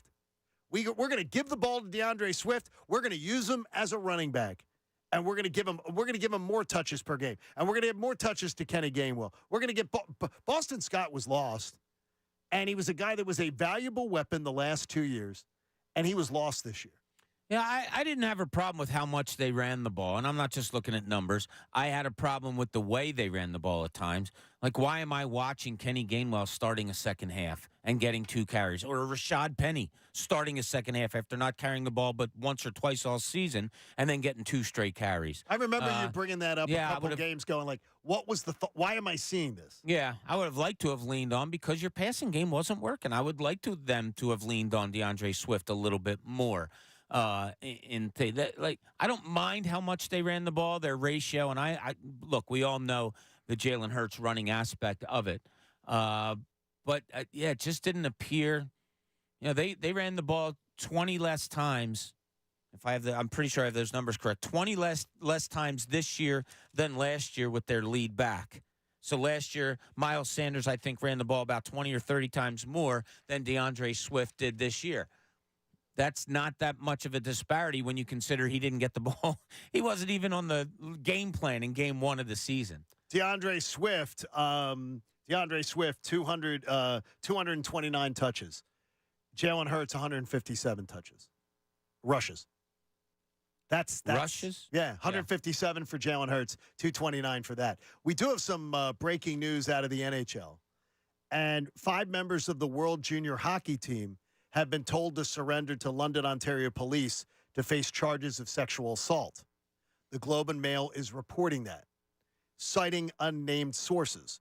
The Globe reports the players, who have not been charged yet, have been given a set period of time to present themselves at London police headquarters. So we knew something on that story was breaking. It doesn't give the names of the 5. It doesn't give the names of the players. Okay. So again, no to me, no speculation is valid or appropriate as far as whether that is the case or not. The timing extremely suspicious. Yeah, it's getting close to speculating. The timing is very suspicious. Yeah, it's getting very close to speculation time, and I'm the most guarded when it comes to stuff like that. And so we're going to find out more about we'll find more about that story as it goes along today. It's a crazy time. It's wild. I mean, we talk about the Carter Hart stuff, and then we, obviously all this Eagles stuff that's going on. You lose Reese Hoskins, a guy that, look, we've looked for homegrown talent with this Phillies team for so many years. After Cole Hamels, he's the benchmark of that, right? So you lose that, him signing with the Milwaukee Brewers for a couple of years. And then, of course, you look at the 76ers, and you just had a 70-point game the other night from Joel Embiid, and they're embarking on a road trip that I think is going to be really fun to watch. It's a wild, wild week in sports. Yeah. In Philadelphia, it's tremendous. And I don't mean tremendous I'm excluding the Carter Hart. I'm not saying that's tremendous. Obviously, that's a horrible situation. Obviously, but as far as stories go, yeah. I mean, it's either a horrible the Carter Hart timing on this story. It's either a horrible coincidence that the timing of him needing a personal break and this story breaking. It's either a horrible timing or this is crazy. So it's a story that we will be watching all day long, and Andrew Salchunas and the best show ever will be all over it. So I just can't even. I just don't understand. I don't understand how things are breaking with this city. No, we tend to have this city is truly in sports. We've got more soap opera type storylines than I've ever seen in my life for a sports city. Well, that's why you love it here. Well, I do like. So I like the fictional soap operas better than the real ones. I'd rather have things be calm and winning and advancing. These are some crazy things going on. I mean, it's not good. We're going to find out more though about the stories as things break along today. What would shock you today? What would shock you out of the press conferences today? If Howie Roseman walks out by himself and the door closes behind him, that'd be the most shocking thing. That would be, yeah. Shocking if the two of them come out and there's no announcement of hires. I don't know that anything would shock me. I really don't. I don't. No, the weird thing is I don't expect an answer of hires. I'm not expecting that. I think I'll be pleased if we get it. But I don't think I'm expecting that we're going to find out today, hey, here's our defense coordinator, here's our offense coordinator. Because not a lot of coordinators have been hired, if you notice. Even with some of the new coaches, haven't even named who the coordinators are going to be. That'd be a great splash, though. And again, I think of deflection with press conferences. And there's always a way. You're going into a press conference and it's going to be a very negative day for your franchise. It is a negative day. No matter what they try to pull or try to say or try to spin, it's going to be a negative day for the franchise. So to me, the idea that you could say, hey, we got some good news, though. Here's Ron Rivera's going to be coming in. He'll have a press conference. Something at least gives you something that deflects away. Yeah, and, to many it might not be good news. Whoever they hired, they're going to say it's good news. There's many fans that would think like, "Oh, Ron Rivera, really? You're just recycling a guy that's been around the league forever." That people will make the argument, "What has he won?" All of that. It'll be interesting. Do they come out, know who their coordinators are, and wait for the questions? By the way, have you made any hires? Yeah, as a matter of fact, we have. And then answer the question. Do you come about it where you release a statement moments before the press conference, hand it out to the gathered media, as they're sitting and waiting for the two to come out and talk. I don't know. I don't know. I've seen it all. You've seen it all. You're never surprised at things that happen. They may happen in weird ways or different ways. Like I said, hundreds of thousands of press conferences that we've all accumulated. I've been shocked once. What's the craziest story you ever covered? Craziest press conference you ever saw? That one, the Jerry Colangelo one. Like, well, we walked out. Yeah, that's traumatic. That's like crazy traumatic. Yeah. And how they kept that all under wraps, I can't believe. Yeah, and I remember somebody turning to me and saying, what did they do? They take no, I can't say what they said. I'm not going to say that. But it was weird how you had Jerry Colangelo walk out, and there is Sam Hinkie knowing full well that his replacement is walking 5 feet behind him, and an end of the process for him was coming. Why did he sit for that press conference? Did he have to? I guess so, yeah. We were as shocked as anybody. Because that's not common. No, I think there was one question that was asked to him. I think a lot of us felt bad, but there was one question asked of him. I remember going to him afterwards, and he said, Bob, let's meet for dinner. And we were going to Brooklyn maybe the next day. He said, let's meet for dinner. And we did that and had a long conversation. But it was just, that was the strangest of strange, yeah. I mean, there's been strange things that people have said and acted and done that way in that circumstance. But overall, yeah, that was the strangest I've ever seen. I remember getting told there's going to be a press conference. There's going to be some news out of Flowery Branch. Michael Vick is getting arrested by the feds. Oh, I was at that press conference when the Eagles signed him. Oh, when they signed him. Yeah. I remember being at that. That was different. I was also covering the Eagles preseason game at Lincoln Financial Field when it was announced that they signed Michael Vick too. It was an August night. Yeah, they were playing the Patriots. The Feds in a preseason game. Yeah. By the way, the Feds are taking your quarterback and are going to charge him with a federal crime on this dogfighting thing. And then they also had another time with Mike. He had the marijuana hidden in the water bottle. He had the secret water bottle with the stash of marijuana in it. So you just carry the water bottle through, and he's got a stash, and he gets caught with that. I believe it was the Miami airport. I'm like, are you kidding me? We had story. Pretty innovative. We had story. Obviously not enough. They figured it out. Yeah. They figured it out. We don't know what's going to happen today. But what we do know is we'll be reacting to it all day on 97.5 The Fanatic. Andrew Salchunas will have his show. We look forward to being able to talk to you tomorrow morning. Again, Adam Schefter shifting to tomorrow morning. So we'll have Adam Schefter. We'll have game time tomorrow for you. And we'll have all the reaction to what goes down today. Now, you know that Andrew and the best show ever are going to be all over it. So they're going to be bringing you the action. You're going to get to hear the press conference. Then you're going to get the immediate reaction afterwards. You're just going to want to stay with the Fanatic all day long. So you want to download the app, be with us when you can, and we appreciate